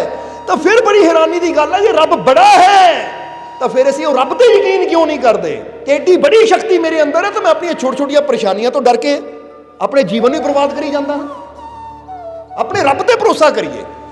ਸੋ ਸੂਆ ਦੇ ਕੋਲ ਯਾਨੀ ਤੋਤੇ ਕੋਲ ਪੰਖ ਤਾਂ ਸੀ, ਅਗਰ ਉਹਨੂੰ ਗਿਆਨ ਹੁੰਦਾ, ਸੋਝੀ ਹੁੰਦੀ, ਤਾਂ ਜਿੱਦਾਂ ਹੀ ਅੱਗ ਲੱਗਣੀ ਸੀ ਉਹਨੇ ਉਡਾਰੀ ਮਾਰਨੀ ਸੀ, ਉੜ ਜਾਣਾ ਸੀ, ਕਿ ਅੱਗ ਦਾ ਅਸਰ ਵੀ ਨਹੀਂ ਉੱਤੇ ਹੋਣਾ ਸੀ। ਇਸੇ ਤਰ੍ਹਾਂ ਜਿਹਨੂੰ ਅੰਦਰ ਗਿਆਨ ਹੁੰਦਾ ਹੈ, ਸਮਝ ਹੁੰਦੀ ਹੈ ਆਪਣੀ ਸ਼ਕਤੀਆਂ ਦੀ, ਪਤਾ ਹੁੰਦਾ ਕਿ ਮੇਰੇ ਅੰਦਰ ਪਰਮਾਤਮਾ ਨੇ ਕਿਹੜੀਆਂ ਤਾਕਤਾਂ ਰੱਖੀਆਂ ਹੈ, ਕਿ ਮੇਰਾ ਪਿਆਰ, ਮੇਰਾ ਵਿਸ਼ਵਾਸ ਕੀ ਕੁਝ ਕਰ ਸਕਦਾ ਹੈ। ਜਿਹੜਾ ਇਹ ਗੱਲ ਤੇ ਯਕੀਨ ਕਰਦਾ ਹੈ ਨਾ, ਉਹ ਜਦੋਂ ਵੀ ਦੇਖਦਾ ਕੋਈ ਮੁਸੀਬਤ ਆ ਰਹੀ ਹੈ, ਕੋਈ ਪਰੇਸ਼ਾਨੀ ਆ ਰਹੀ ਹੈ, ਤਾਂ ਆਪਣੀ ਸੁਰਤੀ ਨੂੰ ਉਹ ਆਪਣੇ ਮਾਲਿਕ ਨਾਲ ਜੋੜ ਦਿੰਦਾ ਹੈ। ਔਰ ਜਦੋਂ ਮਾਲਿਕ ਤੇ ਵਿਸ਼ਵਾਸ ਕਰ ਲੈਂਦਾ ਤਾਂ ਮੁਸੀਬਤ ਬੜੀ ਛੋਟੀ ਲੱਗਦੀ ਹੈ ਉਹਨੂੰ, ਕਿ ਲੈ ਇਹ ਮੁਸੀਬਤ ਹੈ, ਤੂੰ ਕੀ ਡਰਨਾ, ਹੋਰ ਹੱਲ ਹੋ ਜਾਏਗਾ, ਕਿਉਂਕਿ ਐਡਾ ਵੱਡਾ ਮਾਲਿਕ ਮੇਰੇ ਨਾਲ ਹੈ, ਤਾਂ ਹਰ ਮੁਸ਼ਕਿਲ ਦਾ ਹੱਲ ਹੋ ਜਾਏਗਾ, ਮੈਨੂੰ ਕਾਹਦੀ ਚਿੰਤਾ। ਹੁਣ ਇੱਥੇ ਵੀ ਇਨਸਾਨ ਦੀ ਅਗਿਆਨਤਾ ਹੀ ਇਨਸਾਨ ਦੇ ਦੁੱਖ ਦਾ ਕਾਰਨ ਬਣਦੀ ਹੈ। ਸੋ ਇਹ ਗਿਆਨ ਗੁਰੂ ਨਾਲ ਜੁੜ ਕੇ ਹੀ ਸਾਨੂੰ ਹਾਸਿਲ ਹੁੰਦਾ ਹੈ। ਜਿੱਦਾਂ ਮਹਾਤਮਾ ਬੁੱਧ ਨੂੰ ਕਿਸੇ ਨੇ ਪੁੱਛਿਆ, ਜਦੋਂ ਮਹਾਤਮਾ ਬੁੱਧ ਨੇ ਧਿਆਨ ਦੇ ਜ਼ਰੀਏ, ਆਪਣੀ ਬੰਦਗੀ ਦੇ ਜ਼ਰੀਏ ਉਸ ਮੰਜ਼ਿਲ ਨੂੰ ਪਾਇਆ, ਤਾਂ ਕਿਸੇ ਨੇ ਸਵਾਲ ਕੀਤਾ ਕਿ ਮਹਾਰਾਜ ਧਿਆਨ ਤੇ ਬਹਿ ਕੇ ਤੁਹਾਨੂੰ ਕੀ ਮਿਲਿਆ, ਧਿਆਨ ਕਰਨ ਨਾਲ ਤੁਹਾਨੂੰ ਕੀ ਮਿਲਿਆ? ਜਦੋਂ ਕਿਸੇ ਨੇ ਮਹਾਤਮਾ ਬੁੱਧ ਨੂੰ ਇੱਕ ਕੁਐਸਚਨ ਕੀਤਾ, ਇੱਕ ਪ੍ਰਸ਼ਨ ਕੀਤਾ, ਸਵਾਲ ਕੀਤਾ ਕਿ ਧਿਆਨ ਕਰਨ ਨਾਲ ਤੁਹਾਨੂੰ ਕੀ ਮਿਲਿਆ, ਤਾਂ ਮਹਾਤਮਾ ਬੁੱਧ ਨੇ ਬੜਾ ਪਿਆਰਾ ਜਵਾਬ ਦਿੱਤਾ। ਹੁਣ ਜੇ ਤੁਹਾਡੇ ਜੀਵਨ 'ਚ ਵੀ ਚਿੰਤਾਵਾਂ, ਟੈਨਸ਼ਨਾਂ, ਫਿਕਰ, ਡਰ ਜਾਂ ਹੋਰ ਕੁਝ ਹੈ ਨਾ, ਜਿਹੜਾ ਬੰਦਾ ਕਹਿੰਦਾ ਮੇਰਾ ਜੀਵਨ ਬਰਬਾਦ ਕਰਤਾ ਇਸਨੇ, ਤਾਂ ਇਸ ਗੱਲ ਨੂੰ ਤੁਸੀਂ ਵੀ ਸਮਝ ਲਿਓ ਕਿ ਕੀ ਇਸ਼ਾਰਾ ਕਰ ਰਹੇ ਮਹਾਤਮਾ ਬੁੱਧ। ਜਦੋਂ ਕਿਸੇ ਨੇ ਪੁੱਛਿਆ ਕਿ ਮਹਾਰਾਜ ਧਿਆਨ ਕਰਨ ਨਾਲ ਤੁਹਾਨੂੰ ਕੀ ਹਾਸਿਲ ਹੋਇਆ, ਕੀ ਮਿਲਿਆ, ਤਾਂ ਮਹਾਤਮਾ ਬੁੱਧ ਨੇ ਬੜਾ ਪਿਆਰਾ ਜਵਾਬ ਦਿੱਤਾ। ਮਹਾਤਮਾ ਬੁੱਧ ਕਹਿੰਦੇ ਧਿਆਨ ਕਰਨ ਨਾਲ ਮੈਨੂੰ ਮਿਲਿਆ ਕੀ, ਉਹ ਮੈਂ ਦੱਸ ਨਹੀਂ ਸਕਦਾ, ਉਹ ਮੈਂ ਸ਼ਬਦਾਂ 'ਚ ਬੋਲ ਕੇ ਦੱਸ ਨਹੀਂ ਸਕਦਾ, ਪਰ ਧਿਆਨ ਕਰਨ ਨਾਲ ਮੇਰਾ ਗਿਆ ਕੀ, ਮੈਂ ਗਵਾਇਆ ਕੀ, ਉਹ ਮੈਂ ਦੱਸ ਸਕਦਾ ਹਾਂ। ਫਿਰ ਕੀ ਕਹਿੰਦੇ ਮਹਾਤਮਾ ਬੁੱਧ ਕਿ ਧਿਆਨ ਕਰਨ ਨਾਲ ਮੈਂ ਗਵਾਇਆ ਕੀ, ਗਿਆ ਕੀ ਮੇਰਾ? ਧਿਆਨ ਕਰਨ ਨਾਲ ਮੇਰਾ ਕ੍ਰੋਧ ਚਲਾ ਗਿਆ, ਧਿਆਨ ਕਰਨ ਨਾਲ ਮੇਰੀ ਅੰਦਰ ਦੀ ਅਸ਼ਾਂਤੀ ਚਲੀ ਗਈ, ਧਿਆਨ ਕਰਨ ਨਾਲ ਮੇਰੇ ਅੰਦਰੋਂ ਲੋਭ ਚਲਾ ਗਿਆ, ਧਿਆਨ ਕਰਨ ਨਾਲ ਮੇਰੇ ਅੰਦਰੋਂ ਗੁੱਸਾ, ਅਸ਼ਾਂਤੀ, ਲੋਭ, ਕ੍ਰੋਧ, ਅਹੰਕਾਰ ਚਲਾ ਗਿਆ। ਜ਼ਰਾ ਸਮਝਣਾ, ਇਹ ਗਿਣੀ ਜਾਇਓ ਚੀਜ਼ਾਂ। ਕਹਿੰਦੇ ਕ੍ਰੋਧ ਚਲਾ ਗਿਆ, ਲੋਭ ਚਲਾ ਗਿਆ, ਅਸ਼ਾਂਤੀ ਚਲੀ ਗਈ, ਅਹੰਕਾਰ ਚਲਾ ਗਿਆ, ਔਰ ਮੇਰੇ ਅੰਦਰੋਂ ਡਰ ਚਲਾ ਗਿਆ, ਮ੍ਰਿਤਿੂ ਦਾ, ਬੁਢਾਪੇ ਦਾ, ਔਰ ਹਰ ਤਰ੍ਹਾਂ ਦੀ ਮੁਸ਼ਕਿਲ ਦਾ ਡਰ ਚਲਾ ਗਿਆ। ਹੁਣ ਅਗਰ ਦੇਖਿਆ ਜਾਵੇ ਤਾਂ ਇਹੀ ਤਾਂ 5-6 ਚੀਜ਼ਾਂ ਹੈ ਜਿਹੜੀਆਂ ਇਨਸਾਨ ਨੂੰ ਪਰੇਸ਼ਾਨ ਕਰਦੀਆਂ। ਮਹਾਤਮਾ ਬੁੱਧ ਨੇ ਕਿਹਾ ਮੇਰੇ ਅੰਦਰੋਂ ਕ੍ਰੋਧ ਚਲਾ ਗਿਆ, ਇਹਦਾ ਮਤਲਬ ਕ੍ਰੋਧ ਗਿਆ ਤਾਂ ਸ਼ਾਂਤੀ ਆ ਗਈ, ਦਇਆ ਆ ਗਈ। ਮੇਰੇ ਅੰਦਰੋਂ ਅਸ਼ਾਂਤੀ ਗਈ, ਯਾਨੀ ਜਿਹੜਾ ਮਨ ਅਸ਼ਾਂਤ ਹੋ ਜਾਂਦਾ ਸੀ, ਧਿਆਨ ਕਰਨ ਨਾਲ ਉਹ ਸ਼ਾਂਤ ਹੋ ਗਿਆ। ਹੁਣ ਹਾਲਾਤ ਜਿੱਦਾਂ ਦੇ ਮਰਜ਼ੀ, ਹੁਣ ਮੇਰੇ ਅੰਦਰ ਸਦਾ ਸ਼ਾਂਤੀ ਰਹਿੰਦੀ ਹੈ। ਮੇਰੇ ਅੰਦਰੋਂ ਅਹੰਕਾਰ ਚਲਾ ਗਿਆ, ਨਿਮਰਤਾ ਆ ਗਈ। ਸਮਝਦੇ ਹੋ ਕਿ ਨਹੀਂ?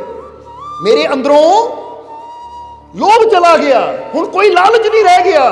ਹੁਣ ਮੇਰੇ ਅੰਦਰ ਬਸ ਜਿੱਦਾਂ ਕਹਿੰਦੇ ਨਾ ਕਰੁਣਾ ਆ ਗਈ, ਪਿਆਰ ਆ ਗਿਆ, ਸਭ ਦੀ ਫਿਕਰ ਆ ਗਈ। ਕਿਉਂਕਿ ਲਾਲਚੀ ਬੰਦਾ ਹਮੇਸ਼ਾ ਆਪਣੇ ਬਾਰੇ ਸੋਚਦਾ ਹੈ, ਤਾਂ ਜਿਹਦਾ ਲਾਲਚ ਚਲਾ ਜਾਵੇ ਉਹ ਸਭ ਦੇ ਬਾਰੇ ਸੋਚਦਾ ਹੈ।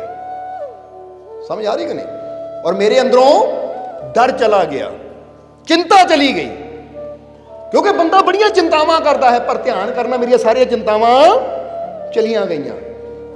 ਔਰ ਡਰ ਵੀ ਚਲਾ ਗਿਆ। ਕਿਹੜਾ ਕਿਹੜਾ ਡਰ ਕਿਹਾ ਮਹਾਤਮਾ ਬੁੱਧ ਨੇ? ਕਹਿੰਦੇ ਮ੍ਰਿਤਿੂ ਦਾ ਡਰ ਚਲਾ ਗਿਆ, ਬੁਢਾਪੇ ਦਾ ਡਰ ਚਲਾ ਗਿਆ, ਔਰ ਨਾਲ ਨਾਲ ਮੁਸੀਬਤਾਂ, ਪਰੇਸ਼ਾਨੀਆਂ ਦਾ ਡਰ ਵੀ ਚਲਾ ਗਿਆ। ਕਿਉਂਕਿ ਇਹ ਵੀ ਡਰ ਹੁੰਦਾ, ਹਾਏ ਮੇਰੇ 'ਤੇ ਆਹ ਮੁਸੀਬਤ ਨਾ ਆ ਜਾਵੇ, ਹਾਏ ਮੇਰੇ ਨਾਲ ਬੁਰਾ ਨਾ ਹੋ ਜਾਵੇ।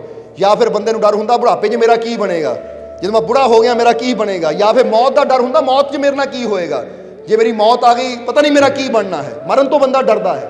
ਮਹਾਤਮਾ ਬੁੱਧ ਕਹਿੰਦੇ ਧਿਆਨ ਕਰਕੇ ਮਿਲਿਆ ਕੀ, ਉਹ ਮੈਂ ਬੋਲ ਕੇ ਨਹੀਂ ਦੱਸ ਸਕਦਾ, ਉਹ ਤਾਂ ਆਨੰਦ ਹੈ ਜਿਹਨੂੰ ਸ਼ਬਦਾਂ 'ਚ ਬਿਆਨ ਕੀਤਾ ਨਹੀਂ ਜਾ ਸਕਦਾ। ਪਰ ਮੈਂ ਇਹ ਦੱਸ ਸਕਦਾ ਕਿ ਧਿਆਨ ਕਰਨਾ ਮੇਰਾ ਗਿਆ ਕੀ। ਹੁਣ ਤੁਸੀਂ ਵੀ ਸਮਝ ਲਓ, ਕ੍ਰੋਧ, ਚਿੰਤਾ, ਡਰ, ਅਹੰਕਾਰ, ਅਸ਼ਾਂਤੀ, ਲੋਭ ਚਲਾ ਗਿਆ। ਹੁਣ ਇੱਥੋਂ ਕੀ ਪਤਾ ਲੱਗਦਾ ਹੈ? ਫਿਰ ਮਹਾਤਮਾ ਬੁੱਧ ਕਹਿੰਦੇ ਹੈ ਕਿ ਜਿਹੜਾ ਵੀ ਚਾਹੁੰਦਾ ਹੈ ਮੇਰੇ ਜੀਵਨ 'ਚੋਂ ਇਹ ਚੀਜ਼ਾਂ ਚਲੀਆਂ ਜਾਣ ਔਰ ਮੇਰੇ ਜੀਵਨ 'ਚ ਆਨੰਦ ਆ ਜਾਵੇ, ਫਿਰ ਉਹਨੂੰ ਚਾਹੀਦਾ ਮੈਡੀਟੇਸ਼ਨ ਕਰਨ, ਧਿਆਨ ਕਰਨ, ਸਿਮਰਨ ਕਰਨ। ਹੁਣ ਜ਼ਰਾ ਗੌਰ ਕਰਨਾ, ਅੱਜ ਬੰਦਾ ਇਹ ਤਾਂ ਚਾਹੁੰਦਾ ਆ ਕਿ ਮੇਰੇ ਜੀਵਨ 'ਚ ਕੋਈ ਚਿੰਤਾ ਨਾ ਹੋਵੇ, ਕੋਈ ਡਰ ਨਾ ਹੋਵੇ, ਮੇਰੇ ਜੀਵਨ 'ਚ ਕ੍ਰੋਧ ਨਾ ਹੋਵੇ।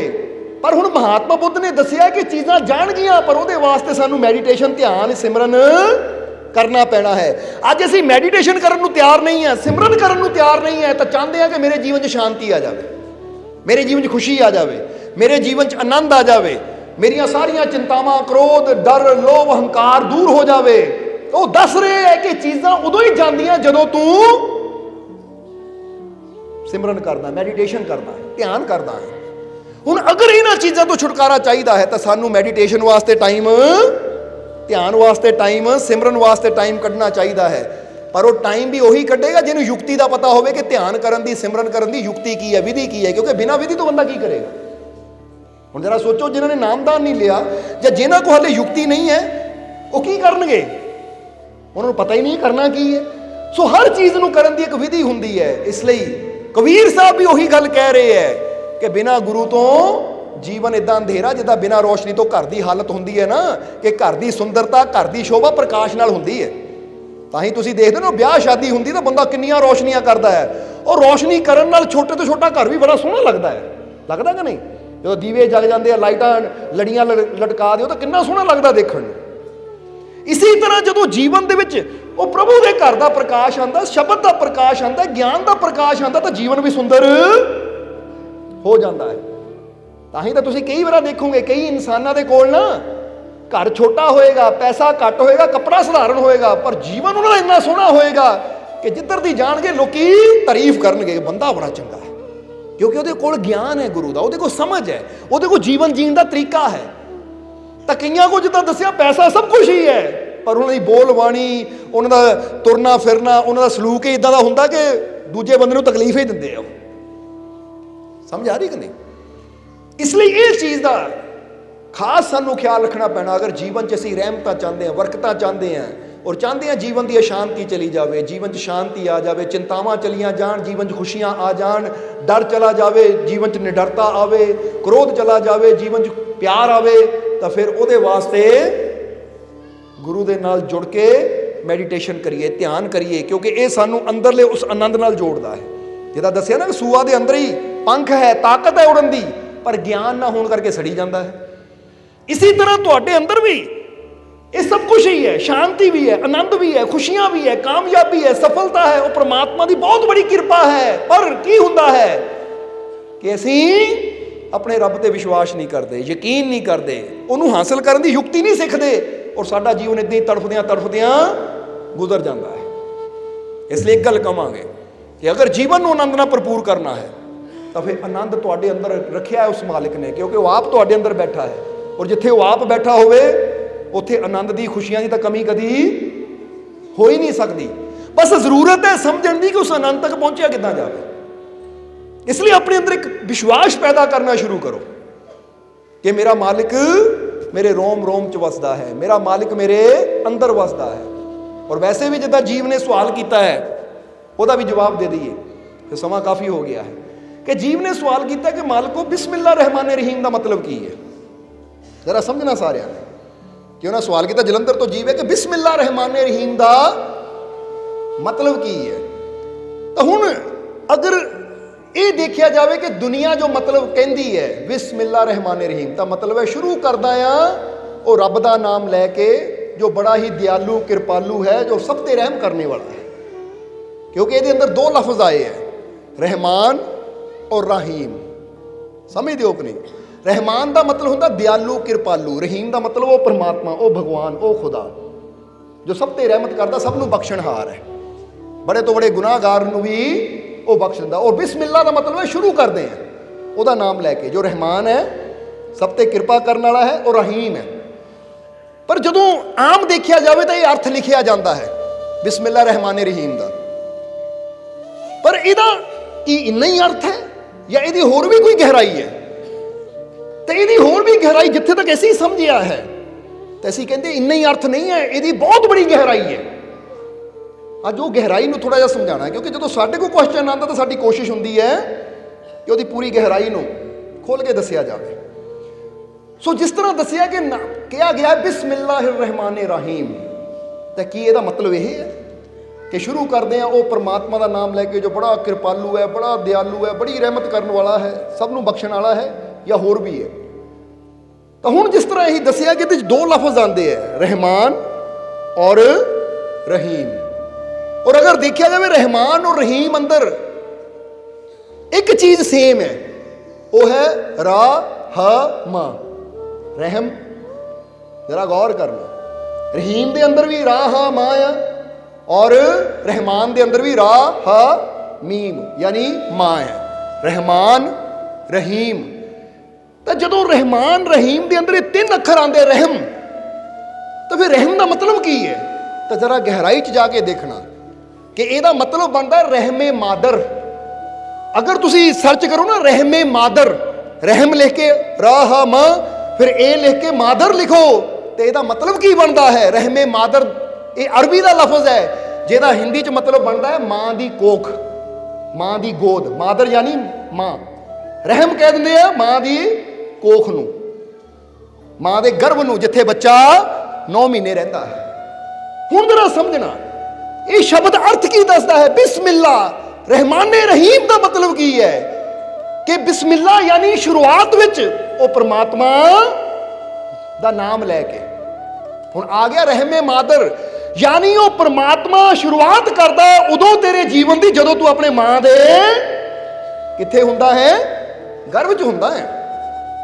रहमे मादर, मां दे गर्भ च जदों तेरी जिंदगी शुरू हुंदी है ना, वो शुरुआत भी ओदे हुक्म नाल ही हुंदी है। तां ही गुरबाणी कहंदी ना, कल्ले आए नानका सद्दे घलदा कौन है? वो कहंदे ओदे नाम तो ही तेरे जीवन की, तेरियां धड़कनां दी, तेरी जिंदगी की शुरुआत हुंदी है। और फिर कहंदे रहम रहीम, यानी जदों तू मां दे गर्भ च हुंदा है तो इन्ना कृपालू है, इन्ना दयालु है कि मां दे गर्भ विच, ओ रहम दे विच, यानी मां दी कोख दे विच ओ तेते इन्नी किरपा करदा है कि उत्थे जिहड़ी चीज़ दी तैनूं जरूरत हुंदी है वो तेरियां सारियां जरूरतां बिना बोलियां बिना किया उत्थे पूरियां करदा है। करदा है कि नहीं? नहीं तो जरा सोच के देखो, जिहड़ी मां इसलिए गर्भवती है ना, जिहदे पेट 'च गर्भ है, चाहे 2 महीने का, 4 महीने का, 6 महीने, पुछ के देखो उन्होंने कि तू अपने बच्चे वास्ते की करदी है, की कर रही है, तेनों पता अंदर की बन रहा है। औरत नूं पुछो, लड़का है अंदर, लड़की है, कि तेनों पता लगता हाथ कदों बनने हैं, नक कदों बनना है, अखां कदों बननिया है, दिल कदों बनना है, धड़कना कदों है, कुछ नहीं मां नूं पता। मां नूं तो इन्ना पता कि हुण इन्ने महीने का गर्भ है और अंदर दिल धड़कदा है या नहीं, अंग सही सलामत है या नहीं, ये मां नूं नहीं पता हुंदा। इहदे वास्ते स्कैनिंग करानी पैंदी है, जाके डॉक्टर देखता है कि हाँ भी अंग सही है, धड़कन ठीक है, तो बंदा कहता हाँ बच्चा ठीक है, तंदुरुस्त है। ये तो मां नूं पता ही नहीं। जे अंदर बच्चा मर जाए तो भी मां नूं नहीं पता लगता, वो भी डॉक्टर दसदे है कि भाई बच्चे की धड़कन है नहीं, इसलिए बच्चा डेड है। हालांकि पता तो मां नूं होना चाहिए कि मेरे अंदर है, पर नहीं, मां नूं भी पता नहीं कि मेरे अंदर चल की रहा है। बच्चा कदों दिल धड़कदा है, कदों उहदे अंदर जिंदगी आती है, कदों श्वास चलती है। और देखो बाहर जिन्नी मर्जी सर्दी होवे, हुण इसलिए ठंड है ना, बंदा गर्म कपड़े पा के बैठा है, हौली हौली दिसंबर च ठंड बढ़ती चली जाती है। हुण बाहर जिन्नी मर्जी ठंड होवे, पर परमात्मा ने गर्भ का टैंपरेचर इदां रखिया कि चाहे बाहर बर्फ पैंदी होवे पर बच्चे नूं अंदर ठंड नहीं लगती, क्योंकि अंदर का टैंपरेचर इदां सैट किया होया है कि चाहे बाहर जिन्नी मर्जी गर्मी होवे, बंदा कहे जून जुलाई का महीना मां धुप्पे खड़ी है, मां नूं पसीना आएगा पर बच्चे नूं अंदर गर्मी, ये कभी नहीं होएगा कि बच्चे की स्किन सड़ गई धुप नाल, नहीं, क्योंकि परमात्मा ने अंदरला टैंपरेचर इतना सैट किया है कि उन्होंने पता है कि इत्थे इहदा ध्यान मैं रखना है। जे बाहर सर्दी है तो सर्दी तो भी मैं बचाना, बाहर गर्मी है तो गर्मी तो भी मैं बचाना है। जदों इहनूं भुख लगनी है तो खुराक भी मैं देनी है, जदों प्यास लगनी है पानी भी मैं देना है, और जिथे इहनूं जिस अंग की जरूरत है वो अंग भी मैं तैयार करना है। इहनूं कहंदे बिस्मिल्लाह रहम, रहम यानी मां दी कोख, और रहीम है, सारियां जरूरतां उत्थे पूरियां कर रहा है। माता पिता के हाथ च पता ही नहीं है, उन्होंने कुछ है ही नहीं।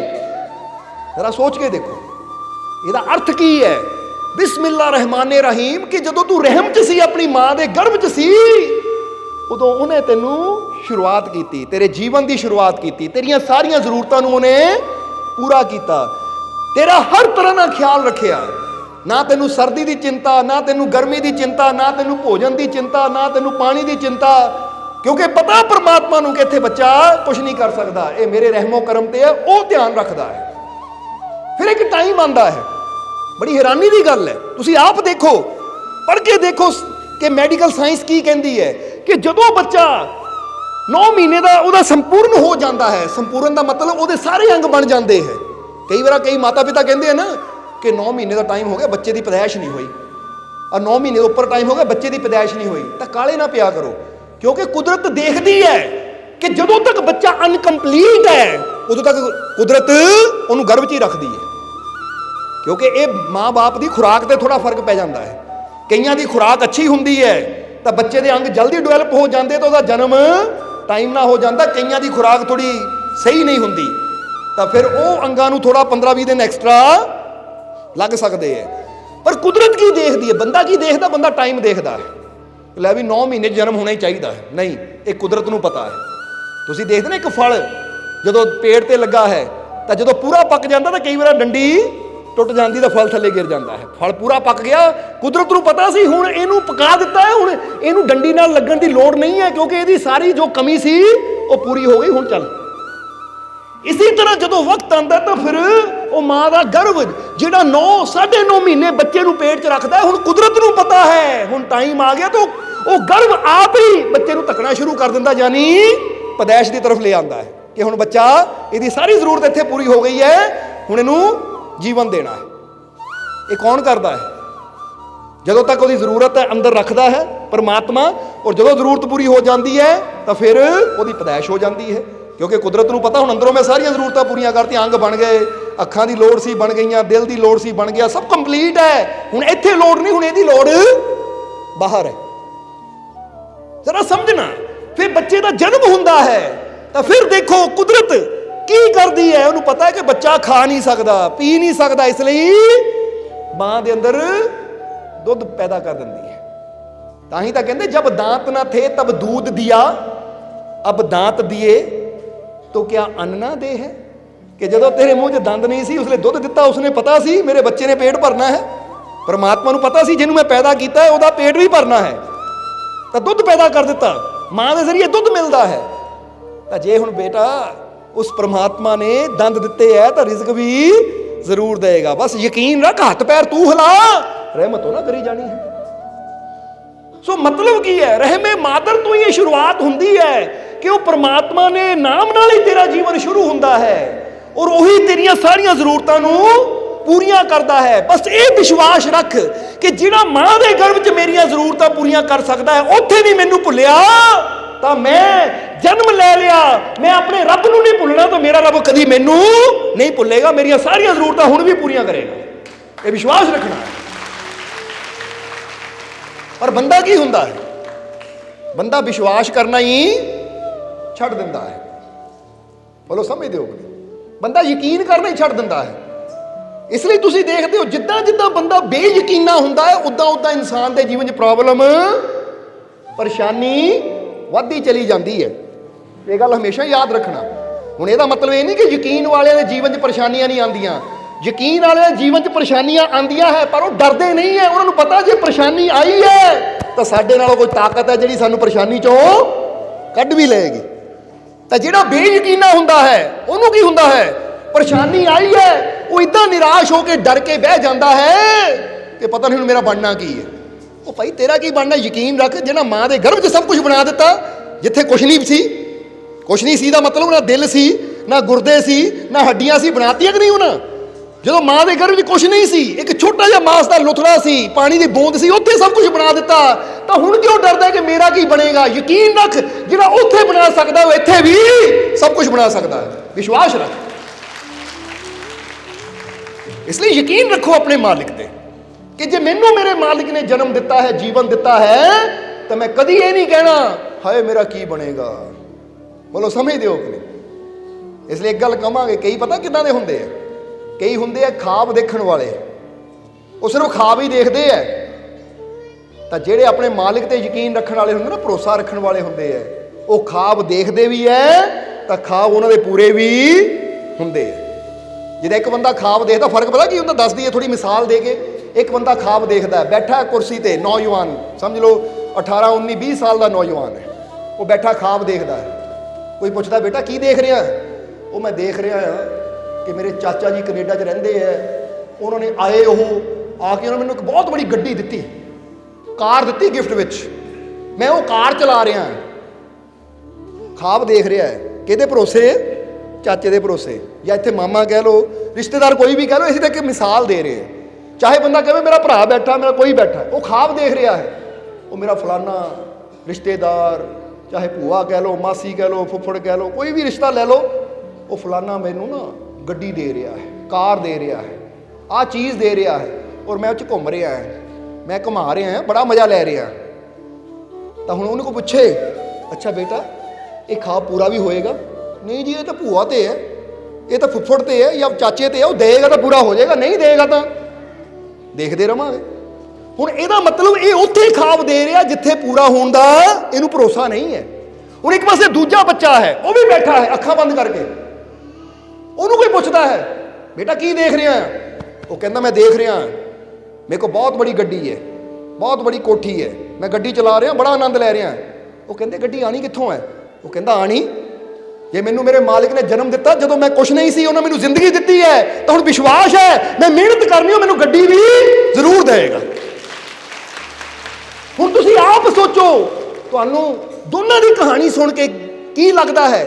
ਇੱਕ ਚਾਚੇ ਰਿਸ਼ਤੇਦਾਰਾਂ ਦੇ ਭਰੋਸੇ ਤੇ ਬੈਠਾ ਹੈ, ਔਰ ਇੱਕ ਕਹਿੰਦਾ ਹੈ ਮੈਨੂੰ ਆਪਣੇ ਮਾਲਿਕ ਤੇ ਵਿਸ਼ਵਾਸ ਹੈ, ਜਿਹਨਾਂ ਮੈਨੂੰ ਜੀਵਨ ਦਿੱਤਾ ਹੈ, ਜੇ ਮੈਂ ਮਿਹਨਤ ਕਰੂੰਗਾ ਤਾਂ ਗੱਡੀ ਵੀ ਆਏਗੀ ਔਰ ਘਰ ਵੀ ਆਏਗਾ। ਹੁਣ ਇਹ ਆਪਣੀ ਮਿਹਨਤ ਔਰ ਆਪਣੇ ਮਾਲਿਕ ਦੀ ਤਰਫ ਦੇਖ ਰਿਹਾ ਹੈ, ਤਾਂ ਦੂਜਾ ਕਿਹਦੀ ਤਰਫ ਦੇਖ ਰਿਹਾ ਹੈ? ਰਿਸ਼ਤੇਦਾਰਾਂ ਦੀ ਤਰਫ। ਹੁਣ ਰਿਸ਼ਤੇਦਾਰ ਦੇ ਦਿਲ 'ਚ ਦਇਆ ਆਏਗੀ ਤਾਂ ਗੱਡੀ ਦੇ ਦੇਗਾ, ਉਹ ਵੀ ਦੇ ਕੇ ਫਿਰ ਸਾਰੀ ਜ਼ਿੰਦਗੀ ਕਹੇਗਾ ਓਏ ਮੈਂ ਤੈਨੂੰ ਗੱਡੀ ਦਿੱਤੀ ਸੀ, ਯਾਦ ਹੈ? ਸਾਰੀ ਜ਼ਿੰਦਗੀ ਅਹਿਸਾਨ।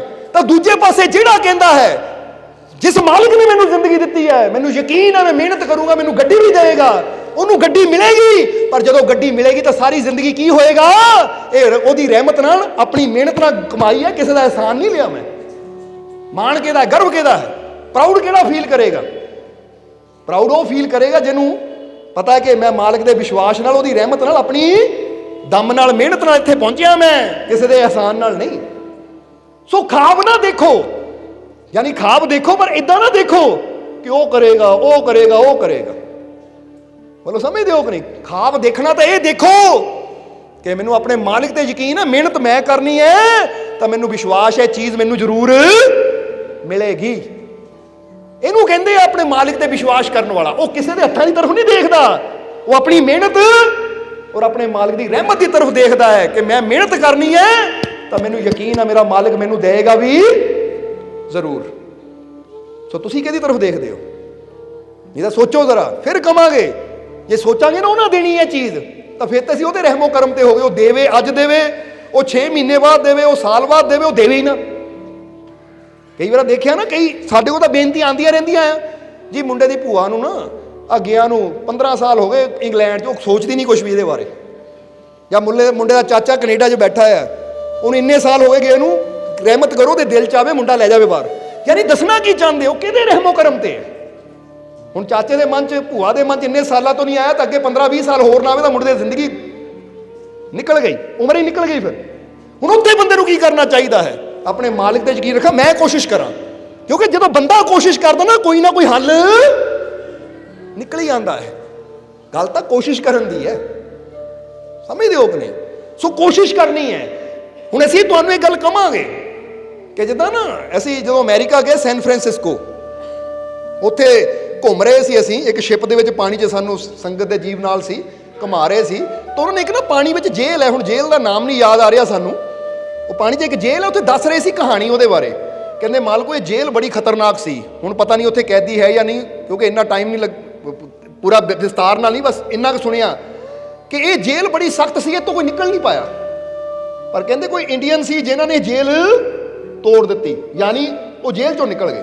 ਇੰਨੀ ਖਤਰਨਾਕ ਜੇਲ੍ਹ ਜਿੱਥੋਂ ਕੋਈ ਅੱਜ ਤੱਕ ਕੋਈ ਛੁੱਟਿਆ ਹੀ ਨਹੀਂ, ਉਹ ਛੁੱਟ ਗਏ, ਉਹਨਾਂ ਨੇ ਉਹ ਜੇਲ੍ਹ ਚੋਂ ਕਰਤਾ ਪਾਰ। ਤਾਂ ਜ਼ਰਾ ਹੁਣ ਗੌਰ ਕਰਨਾ, ਇਹੀ ਕਿ ਜਿੱਥੋਂ ਕੋਈ ਨਹੀਂ ਨਿਕਲ ਪਾਇਆ ਉੱਥੋਂ ਉਹ ਕਿਉਂ ਨਿਕਲੇ? ਜ਼ਰਾ ਹੁਣ ਗੌਰ ਕਰਨਾ, ਇਹਦਾ ਪਿੱਛੇ ਇੱਕ ਰਾਜ ਹੁੰਦਾ ਹੈ ਕਿ ਜਦੋਂ ਬੰਦਾ ਉਹ ਚੀਜ਼ 'ਚ ਹੋਵੇ ਨਾ, ਉਹ ਮੰਨਦਾ ਇੱਕ ਚੁਣੌਤੀ, ਇਹ ਜੇਲ੍ਹ ਇੱਕ ਚੁਣੌਤੀ ਹੈ, ਤਾਂ ਮੈਂ ਇਹ 'ਚੋਂ ਪਾਰ ਨਿਕਲ ਕੇ ਦਿਖਾਣਾ ਹੈ। ਜਿੱਦਾਂ ਫਰਜ਼ ਕਰੋ ਜੇ ਤੁਹਾਨੂੰ ਇੱਕ ਕਮਰੇ 'ਚ ਲੱਗਿਆ, ਤੁਹਾਨੂੰ ਕਿਹਾ ਜਾਵੇ ਕਿ ਤੈਨੂੰ ਬਈ 1 ਘੰਟੇ ਦਾ ਟਾਈਮ ਦੇਣਾ ਹੈ, ਇਹ ਤੇਰੇ ਵਾਸਤੇ ਚੁਣੌਤੀ ਹੈ ਕਿ ਦੇਖਣਾ 1 ਘੰਟੇ ਜਦੋਂ ਬੰਦ ਕਮਰੇ 'ਚੋਂ ਬਾਹਰ ਆ ਸਕਦਾ ਕਿ ਨਹੀਂ, ਤਾਂ ਤੁਸੀਂ ਅੰਦਰ ਕੀ ਕਰਨਾ ਹੈ? 1 ਘੰਟਾ ਬੈਠੇ ਰਹਿਣਾ ਹੈ ਜਾਂ 1 ਘੰਟਾ ਪੂਰੀ ਕੋਸ਼ਿਸ਼ ਕਰਨੀ ਹੈ? ਖਿੜਕੀਆਂ ਦੇਖਾਂ, ਦਰਵਾਜ਼ਾ ਦੇਖਾਂ, ਕਿਉਂਕਿ ਜੇ ਚੁਣੌਤੀ ਹੈ, ਜੇ ਚੈਲੰਜ ਹੈ, ਤਾਂ ਫਿਰ ਮੈਂ ਇਹ ਚੈਲੰਜ ਨੂੰ ਜਿੱਤਣਾ ਹੈ। ਤੁਸੀਂ ਹਰ ਕੋਸ਼ਿਸ਼ ਕਰਨੀ ਹੈ, ਦੀਵਾਰ ਨੂੰ ਠੋਕ ਕੇ ਦੇਖਣਾ ਕਿੱਥੋਂ ਦੀਵਾਰ ਕੱਚੀ ਹੈ, ਕਿੱਥੋਂ ਖਿੜਕੀ ਕੱਚੀ ਹੈ, ਤੁਸੀਂ ਤੋੜ ਕੇ ਬਾਹਰ ਆਉਣ ਦੀ ਕੋਸ਼ਿਸ਼ ਕਰਨੀ, ਕਿਉਂਕਿ ਚੁਣੌਤੀ ਦਿੱਤੀ ਗਈ ਹੈ ਤੁਹਾਨੂੰ ਕਿ 1 ਘੰਟੇ 'ਚ ਤੋਂ ਬਾਹਰ ਆਣਾ ਤੁਸੀਂ।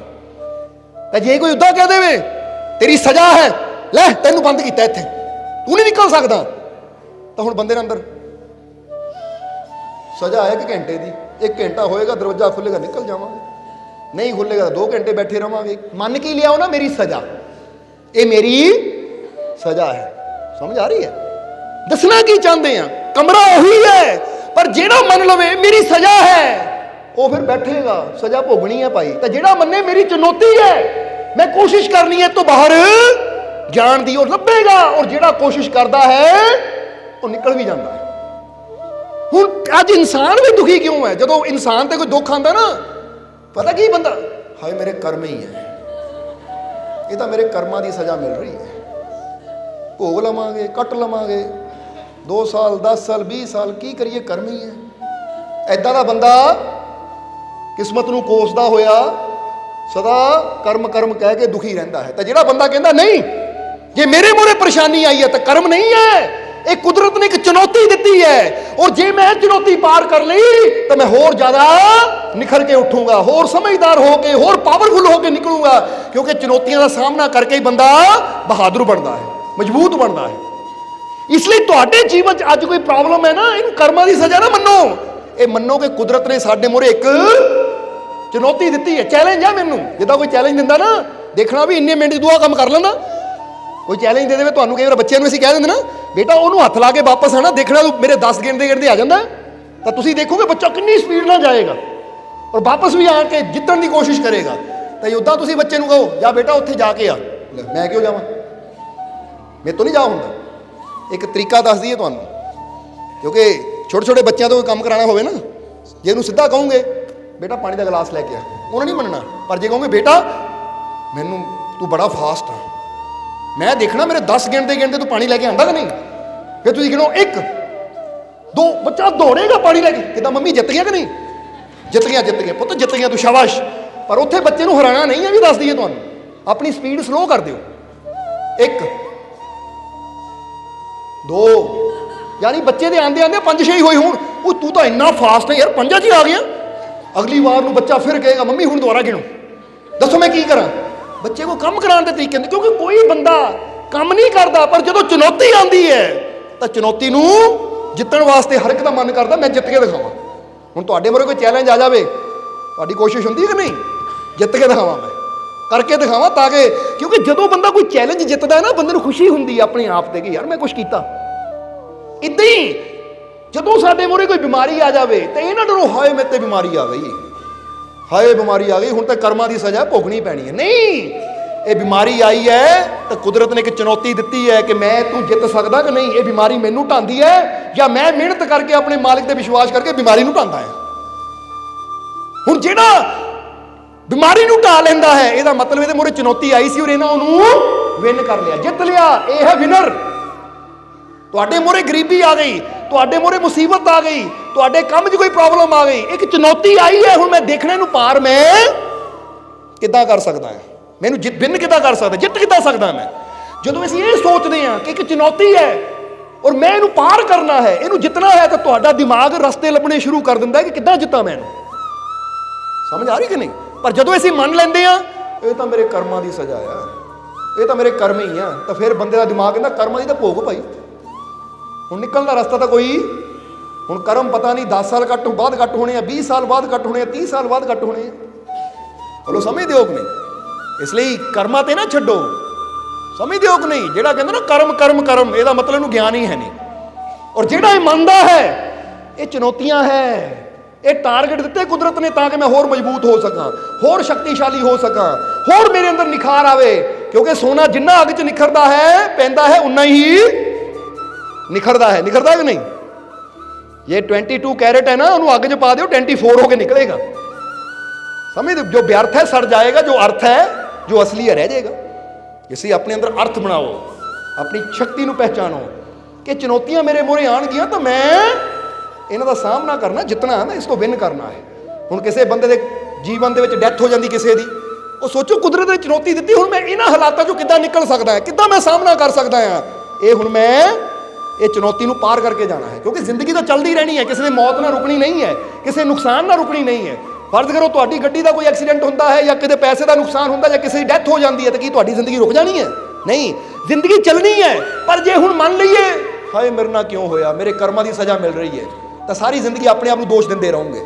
ਤਾਂ ਜੇ ਤੁਸੀਂ ਕਹੋਗੇ ਨਹੀਂ ਇਹ ਨੁਕਸਾਨ ਹੋਇਆ ਪੈਸੇ ਦਾ, ਆਹ ਚੀਜ਼ ਦਾ, ਇਹ ਚੁਣੌਤੀ ਕੁਦਰਤ ਨੇ ਦਿੱਤੀ ਹੈ ਕਿ ਅਗਰ ਇਹ ਨੁਕਸਾਨ ਹੋਇਆ ਹੁਣ 10 ਚੋਂ ਨਿਕਲੇਗਾ ਕਿੱਦਾਂ, ਹੁਣ ਇਹ ਚੁਣੌਤੀ ਪਾਰ ਕਿੱਦਾਂ ਕਰੇਗਾ, ਤਾਂ ਹੁਣ ਮੈਂ ਇਹਨੂੰ ਪਾਰ ਕਰਕੇ ਦਿਖਾਣਾ। ਜੇ 10,000 ਦਾ ਨੁਕਸਾਨ ਹੋਇਆ ਤਾਂ ਮੈਂ 20,000 ਕਮਾ ਕੇ ਦਿਖਾਣਾ ਕੁਦਰਤ ਨੂੰ, ਤਾਂ ਕਿ ਪਤਾ ਲੱਗੇ ਕਿ ਇਹ ਚੁਣੌਤੀ ਆਈ ਸੀ ਤਾਂ ਮੈਂ ਇਹਨੂੰ ਪਾਰ ਕੀਤਾ ਔਰ ਇਹ ਤੋਂ ਦੁੱਗਣਾ ਪਾ ਵੀ ਲਿਆ। ਸਮਝਦੇ ਹੋ ਕਿ ਨਹੀਂ। ਜੋ ਸਮਝਾਉਣਾ ਚਾਹੁੰਦੇ ਆ, ਕਾਸ਼ ਤੁਸੀਂ ਸਮਝ ਸਕੋ ਤਾਂ ਤੁਹਾਡੇ ਜੀਵਨ ਦੀਆਂ ਪਰੇਸ਼ਾਨੀਆਂ ਖਤਮ ਹੋ ਜਾਣ। ਇਹਨੂੰ ਚੁਣੌਤੀ ਸਮਝੋ। ਅੱਜ ਜੀਵਨ 'ਚ ਜੋ ਵੀ ਹੈ ਨਾ, ਕਿਸੇ ਨੂੰ ਸ਼ੂਗਰ ਹੈ, ਇੱਕ ਚੁਣੌਤੀ ਹੈ। ਹੁਣ ਮੈਂ ਜਿੱਤਣਾ ਆ, ਇਹ ਚੁਣੌਤੀ ਆਈ ਹੈ ਤਾਂ ਆਪਣੀ ਡਾਈਟ ਤੇ ਕੰਟਰੋਲ ਕਰਕੇ ਕੁਝ ਮਿਹਨਤ ਇੱਦਾਂ ਦੀ ਕਰਨੀ ਹੈ, ਇਹ ਤੋਂ ਪਾਰ ਜਾ ਕੇ ਦਿਖਾਣਾ, ਤਾਂ ਕਿ ਕੱਲ ਨੂੰ ਡਾਕਟਰ ਕਹਿਣ ਉਹ ਤੇਰੀ ਸ਼ੂਗਰ ਤਾਂ ਨਾਰਮਲ ਹੋ ਗਈ। ਇਹਦਾ ਮਤਲਬ ਇੱਕ ਪ੍ਰੋਬਲਮ ਆਈ ਸੀ ਤਾਂ ਮੈਂ ਉਹਨੂੰ ਜਿੱਤ ਲਿਆ। ਅੱਜ ਮੇਰੇ ਜੀਵਨ 'ਚ ਕੋਈ ਪਰੇਸ਼ਾਨੀ ਹੈ ਕਿਸੇ ਕਿਸਮ ਦੀ ਵੀ, ਉਹਨੂੰ ਪਰੇਸ਼ਾਨੀ ਨਾ ਸਮਝੋ, ਕਰਮਾਂ ਦੀ ਮਾਰ ਨਾ ਸਮਝੋ। ਕਿਉਂਕਿ ਬਹੁਤ ਸੰਤ ਫਕੀਰ ਗੁਰੂ ਇਦਾਂ ਦੇ ਨੇ, ਕਹਿੰਦੇ ਕਰਮ ਹੈ ਤੇਰੇ, ਇਹ ਦੁੱਖ ਭੋਗਣੇ ਹੀ ਪੈਣੇ। ਅਸੀਂ ਕਹਿੰਦੇ ਨਹੀਂ, ਕਰਮ ਕੁਰਮ ਕੁਝ ਵੀ ਨਹੀਂ ਹੈ। ਸਮਝਦੇ ਹੋ ਕਿ ਨਹੀਂ? ਇਹ ਚੁਣੌਤੀਆਂ ਕੁਦਰਤ ਦਿੰਦੀ ਹੈ ਤਾਂ ਕਿ ਤੁਸੀਂ ਆਪਣੇ ਜੀਵਨ ਨੂੰ ਬਿਹਤਰ ਬਣਾ ਸਕੋ, ਆਪਣੇ ਜੀਵਨ ਨੂੰ ਅੱਛਾ ਬਣਾ ਸਕੋ। ਅਗਰ ਅੱਜ ਤੁਹਾਡੇ ਜੀਵਨ 'ਚ ਕੋਈ ਵੀ ਪ੍ਰੋਬਲਮ ਹੈ, ਕਰਮ ਨਹੀਂ, ਮੌਕਾ ਹੈ। ਕੋਈ ਕਹਿੰਦਾ ਮੇਰੇ ਬੱਚੇ ਛੱਡ ਕੇ ਚਲੇ ਗਏ, ਉਹ ਕੁਦਰਤ ਮੌਕਾ ਦੇ ਰਹੀ ਹੈ ਕਿ ਬੱਚਿਆਂ ਦੇ ਮੁਹਤਾਜ ਨਾ ਰਵੇਂ। ਤੂੰ ਆਪਣੇ ਪੈਰਾਂ ਤੇ ਖੜ, ਆਪਣੇ ਆਪ ਨੂੰ ਮਜ਼ਬੂਤ ਬਣਾ, ਤਾਂ ਕਿ ਤੂੰ 100 ਸਾਲ ਦਾ ਵੀ ਹੋ ਜਾਵੇ ਤਾਂ ਤੈਨੂੰ ਕਿਸੇ ਦੀ ਜ਼ਰੂਰਤ ਨਾ ਹੋਵੇ, ਆਪ ਚੱਲ ਸਕੇ। ਇਹ ਕੁਦਰਤ ਮੌਕਾ ਦੇ ਰਹੀ ਹੈ। ਇੱਕ ਬੰਦਾ ਕਹਿੰਦਾ ਮੈਂ ਵਿਸਾਖੀਆਂ ਲੈ ਕੇ ਤੁਰਦਾ, ਮੇਰੀ ਵਿਸਾਖੀ ਟੁੱਟ ਗਈ। ਕੀ ਪਤਾ ਕੁਦਰਤ ਇਸ਼ਾਰਾ ਕਰ ਰਹੀ ਹੈ ਕਿ ਹੁਣ ਤੈਨੂੰ ਵਿਸਾਖੀਆਂ ਦੀ ਜ਼ਰੂਰਤ ਹੀ ਨਹੀਂ ਹੈ। ਜੇ ਟੁੱਟੇਗੀ ਤਾਂ ਹੀ ਉੱਦਾਂ ਚੱਲਣ ਦੀ ਕੋਸ਼ਿਸ਼ ਕਰੇਗਾ, ਇਸ ਲਈ ਇੱਦਾਂ ਹੀ ਚੱਲਣ ਦੀ ਕੋਸ਼ਿਸ਼ ਕਰ। ਤਾਂ ਕਈ ਵਾਰ ਇੱਦਾਂ ਚੱਲਦਿਆਂ ਚੱਲਦਿਆਂ ਬੰਦਾ ਵਿਸਾਖੀਆਂ ਤੋਂ ਮੁਕਤ ਹੋ ਜਾਂਦਾ, ਸਹਾਰਿਆਂ ਤੋਂ ਹੀ ਮੁਕਤ ਹੋ ਜਾਂਦਾ ਹੈ। ਜ਼ਰਾ ਸਮਝਣ ਦੀ ਕੋਸ਼ਿਸ਼ ਕਰੋ। ਅਸੀਂ ਕੀ ਕਰ ਲੈਂਦੇ ਆ, ਮੇਰਾ ਪਤੀ ਇਦਾਂ ਕਰਦਾ, ਮੇਰੇ ਬੱਚੇ ਇਦਾਂ ਕਰਦੇ, ਮੇਰੇ ਰਿਸ਼ਤੇਦਾਰ ਇਦਾਂ ਕਰਦੇ, ਹਾਏ ਇਹ ਤਾਂ ਮੇਰੇ ਕਰਮਾਂ ਦਾ ਫਲ ਮਿਲ ਰਿਹਾ ਹੈ, ਇਹ ਮੇਰੇ ਜੀਵਨ ਦੁੱਖ। ਉਹ ਨਹੀਂ, ਕੁਦਰਤ ਸਾਨੂੰ ਮਜ਼ਬੂਤ ਬਣਾਉਣਾ ਚਾਹੁੰਦੀ ਹੈ।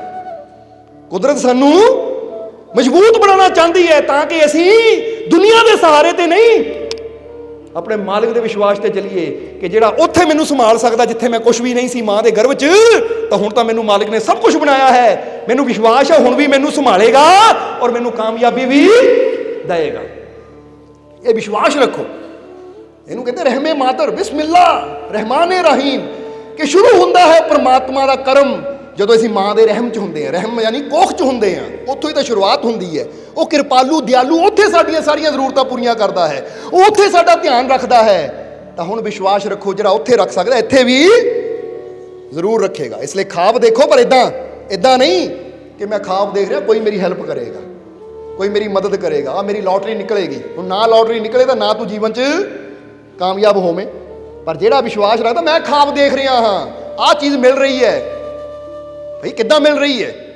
ਕੋਈ ਕਹਿੰਦਾ ਮੈਂ ਦੇਖ ਰਿਹਾ ਇਦਾਂ ਮਿਲ ਰਹੀ, ਲੋਟਰੀ ਜਿੱਤ ਲਈ ਮੈਂ ਤਾਂ ਮਿਲ ਰਹੀ ਹੈ, ਫਲਾਣੇ ਰਿਸ਼ਤੇਦਾਰ ਨੇ ਮਦਦ ਕੀਤੀ ਤਾਂ ਮਿਲ ਰਹੀ ਹੈ। ਤੇ ਇੱਕ ਕਹਿੰਦਾ ਹੈ ਮੈਂ ਖਾਬ ਦੇਖ ਰਿਹਾ, ਉਹ ਕਿੱਦਾਂ ਮਿਲ ਰਹੀ ਹੈ? ਇਹ ਮਿਲ ਰਹੀ ਹੈ ਕਿਉਂਕਿ ਮੇਰਾ ਮਾਲਿਕ ਮੇਰੇ ਨਾਲ ਹੈ, ਮੈਨੂੰ ਆਪਣੇ ਮਾਲਿਕ ਤੇ ਵਿਸ਼ਵਾਸ ਹੈ, ਮੈਂ ਮਿਹਨਤ ਕਰੂੰਗਾ ਔਰ ਇਹ ਚੀਜ਼ ਮੈਨੂੰ ਮਿਲੇਗੀ ਵੀ ਜ਼ਰੂਰ। ਇਹਨੂੰ ਕਹਿੰਦੇ ਆਪਣੇ ਮਾਲਿਕ ਤੇ ਯਕੀਨ। ਸੋ ਸਮਝ ਆ ਗਈ ਕਿ ਨਹੀਂ? ਅੱਜ ਤੋਂ ਕਰਮ ਕਹਿਣਾ ਬੰਦ ਕਰੋ, ਚੁਣੌਤੀ ਸਮਝੋ। ਜੋ ਮੇਰੇ ਜੀਵਨ 'ਚ ਆ ਰਿਹਾ ਇੱਕ ਮੇਰੇ ਵਾਸਤੇ ਚੁਣੌਤੀ ਹੈ, ਇਹਨੂੰ ਮੈਂ ਪਾਰ ਕਰਨਾ। ਜੇ ਦੁੱਖਾਂ ਦੇ ਘਰ 'ਚ ਬੰਦ ਹੈ ਨਾ, ਮੈਂ ਚੁਣੌਤੀ ਨੂੰ ਪਾਰ ਕਰਨਾ, ਨਿਕਲਣ ਦਾ ਰਸਤਾ ਲੱਭਣਾ ਮੈਂ, ਔਰ ਵਿਸ਼ਵਾਸ ਰੱਖਣਾ ਹੈ ਕਿ ਮੇਰਾ ਮਾਲਿਕ ਮੇਰੇ ਨਾਲ ਹੈ, ਹਰ ਮੁਸ਼ਕਿਲ 'ਚੋਂ ਮੈਨੂੰ ਕੱਢੇਗਾ ਵੀ। ਆਵਾਜ਼ ਨਹੀਂ ਆਈ? ਕੱਢੇਗਾ ਵੀ। ਨਿਕਲਣਾ ਹੈ ਕਿ ਨਹੀਂ? ਤਾਂ ਫਿਰ ਉਹੀ ਨਿਕਲੇਗਾ ਜਿਹੜਾ ਸੋਚੇਗਾ ਕਿ ਨਿਕਲ ਸਕਦਾ ਹਾਂ ਕਿਉਂਕਿ ਮੇਰਾ ਮਾਲਿਕ ਮੇਰੇ, ਮੈਂ ਇਹ ਦੁੱਖਾਂ 'ਚੋਂ ਨਿਕਲ ਸਕਦਾ ਹਾਂ, ਮੈਂ ਇਹਨਾਂ ਪਰੇਸ਼ਾਨੀਆਂ 'ਚੋਂ ਨਿਕਲ ਸਕਦਾ ਹਾਂ। ਜੇ ਅੱਜ ਨਾਕਾਮਯਾਬ ਹੈ, ਮੈਂ ਨਾਕਾਮਯਾਬੀਆਂ 'ਚੋਂ ਨਿਕਲ ਸਕਦਾ ਹਾਂ। ਜੇ ਅੱਜ ਮੈਂ ਦੁੱਖ ਹਾਂ ਤਾਂ ਮੈਂ ਦੁੱਖਾਂ 'ਚੋਂ ਨਿਕਲ ਸਕਦਾ ਹਾਂ। ਜੇ ਅੱਜ ਮੈਂ ਪਰੇਸ਼ਾਨ ਹੈ, ਪਰੇਸ਼ਾਨੀਆਂ 'ਚੋਂ ਨਿਕਲ ਸਕਦਾ ਹਾਂ ਕਿਉਂਕਿ ਮੇਰਾ ਮਾਲਿਕ ਮੇਰੇ।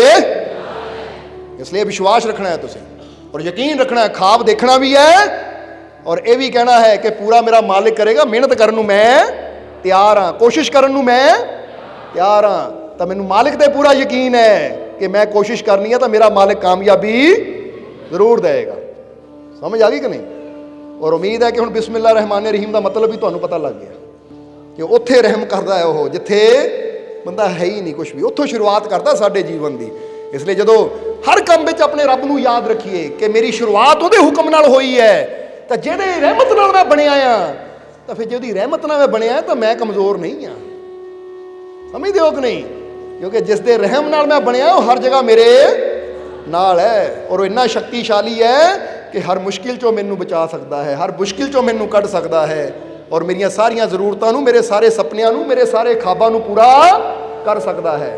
ਔਰ ਮੈਂ ਯਕੀਨ ਰੱਖਣਾ ਆਪਣੇ ਮਾਲਿਕ ਤੇ ਕਿ ਜੇ ਅੱਜ ਮੇਰੇ ਅੰਦਰ ਕੋਈ ਵੀ ਪ੍ਰੋਬਲਮ ਹੈ, ਮੈਂ ਨਸ਼ਾ ਕਰਦਾ ਤਾਂ ਇਹ ਚੁਣੌਤੀ ਹੈ ਕਿ ਮੈਂ ਨਸ਼ੇ ਨੂੰ ਛੱਡਣਾ ਹੈ। ਕੋਈ ਵੀ ਪ੍ਰੋਬਲਮ ਹੈ ਇੱਕ ਚੁਣੌਤੀ। ਅੱਜ ਤੋਂ ਕੀ ਕਹਿਣਾ ਹੈ?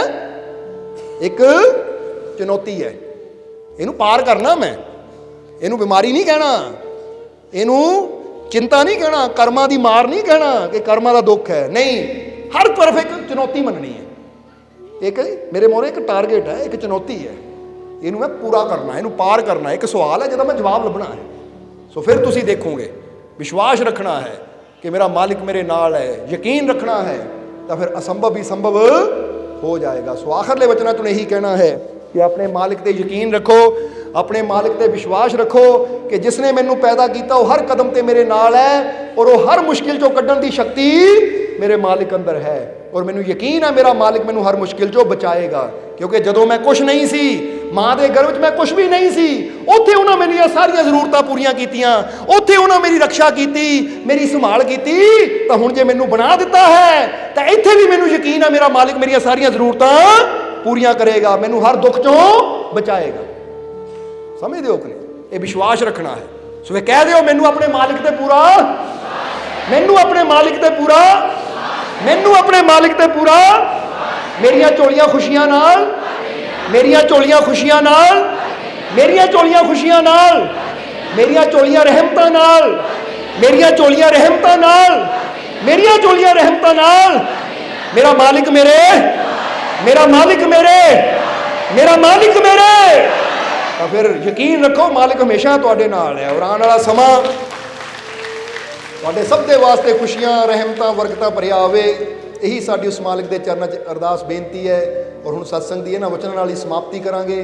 ਬਾਕੀ ਜਿੰਨੇ ਵੀ ਜੀਵ ਅੱਜ ਉਸ ਮਾਲਿਕ ਦੇ ਦਰਬਾਰ 'ਚ ਆਏ ਹੈ, ਮਾਲਿਕ ਦੇ ਚਰਨਾਂ 'ਚ ਆਏ ਹੈ, ਮਾਲਿਕ ਤੁਹਾਡੀ ਸਭ ਦੀ ਹਾਜ਼ਰੀ ਆਪਣੇ ਚਰਨਾਂ 'ਚ ਕਬੂਲ ਕਰਨ, ਔਰ ਆਪਣੀ ਰਹਿਮਤ ਹਮੇਸ਼ਾ ਤੁਹਾਡੇ ਤੇ ਬਣਾਏ ਰੱਖਣ, ਔਰ ਤੁਹਾਡੇ ਸਭ ਤੇ ਕਿਰਪਾ ਕਰਨ ਕਿ ਤੁਹਾਡੀਆਂ ਤਕਲੀਫਾਂ, ਦੁੱਖਾਂ, ਦਰਦਾਂ ਨੂੰ ਮਾਲਿਕ ਦੂਰ ਕਰਨ, ਔਰ ਤੁਹਾਨੂੰ ਸਭ ਨੂੰ ਸੇਵਾ ਕਰਨ ਦਾ, ਸਿਮਰਨ ਕਰਨ ਦਾ, ਨੇਕ ਮਾਰਗ ਤੇ ਚੱਲਣ ਦਾ, ਨਾਮ ਨਾਲ ਜੁੜਨ ਦਾ ਮਾਲਿਕ ਬਲ ਬਖਸ਼ਣ, ਤਾਕਤ ਦੇਣ, ਔਰ ਤੁਹਾਡੇ ਸਭ ਦੇ ਅੰਦਰ ਸੱਚਾ ਪ੍ਰੇਮ, ਸੱਚੀ ਮੁਹੱਬਤ, ਸੱਚਾ ਮਾਲਿਕ ਵਿਸ਼ਵਾਸ ਪੈਦਾ ਕਰ ਦੇਣ, ਤਾਂ ਕਿ ਵਿਸ਼ਵਾਸ ਨਾਲ ਤੁਸੀਂ ਉਸ ਮਾਲਿਕ ਨਾਲ ਜੁੜੇ ਰਹੋ, ਤਾਂ ਉਹ ਮਾਲਿਕ ਦੀਆਂ ਰਹਿਮਤਾਂ ਨੂੰ ਹਾਸਿਲ ਕਰਦੇ ਰਹੋ। ਔਰ ਅੱਜ ਜਿੰਨੇ ਵੀ ਜੀਵ ਉਸ ਮਾਲਿਕ ਦੇ ਦਰਬਾਰ 'ਚ ਪਹੁੰਚੇ ਆ, ਮਾਲਿਕ ਤੁਹਾਡੀ ਸਭ ਦੀ ਹਾਜ਼ਰੀ ਆਪਣੇ ਚਰਨਾਂ 'ਚ ਕਬੂਲ ਕਰਨ, ਔਰ ਜਿਹੜੇ ਜੀਵ ਨਿਆਜ਼ਾਂ ਲੈ ਕੇ ਆਏ ਹੈ, ਮਾਲਿਕ ਉਹਨਾਂ ਦੀਆਂ ਨਿਆਜ਼ਾਂ ਨੂੰ ਕਬੂਲ ਕਰਨ।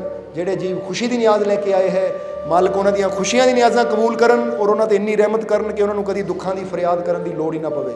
ਤਾਂ ਜਿਹੜੇ ਜੀਵ ਆਪਣੀ ਕਿਸੇ ਤਕਲੀਫ, ਪਰੇਸ਼ਾਨੀ ਦੀ ਨਿਆਜ਼ ਲੈ ਕੇ ਆਏ ਹੈ, ਮਾਲਿਕ ਉਹਨਾਂ ਦੀ ਉਹ ਵੀ ਨਿਆਜ਼ ਕਬੂਲ ਕਰਨ, ਔਰ ਉਹਨਾਂ ਦੀ ਹਰ ਪਰੇਸ਼ਾਨੀ, ਹਰ ਤਕਲੀਫ, ਹਰ ਦੁੱਖ ਨੂੰ ਦੂਰ ਕਰਨ। ਜਿਸ ਭਾਵਨਾ ਨਾਲ ਨਿਆਜ਼ ਉਹ ਦੇ ਰਹੇ ਹੈ, ਮਾਲਿਕ ਉਹਨਾਂ ਦੀ ਉਹ ਭਾਵਨਾ ਪੂਰੀ ਕਰਨ। ਔਰ ਜਿਹੜੇ ਜੀਵ ਸੇਵਾ 'ਚ ਯੋਗਦਾਨ ਦੇਣ ਵਾਲੇ ਹੈ, ਮਾਲਿਕ ਉਹਨਾਂ ਦੀ ਕਮਾਈ 'ਚ ਵੀ ਬਰਕਤਾਂ ਦੇਣ, ਤਾਂ ਕਿ ਇੱਦਾਂ ਹੀ ਮਾਲਿਕ ਦੇ ਘਰ ਦੀ ਸੇਵਾ ਕਰਕੇ ਉਹ ਮਾਲਿਕ ਦੀਆਂ ਰਹਿਮਤਾਂ ਹਾਸਲ ਕਰਕੇ ਆਪਣੀਆਂ ਝੋਲੀਆਂ ਖੁਸ਼ੀਆਂ ਨਾਲ ਭਰਪੂਰ ਕਰਦੇ ਰਹਿਣ।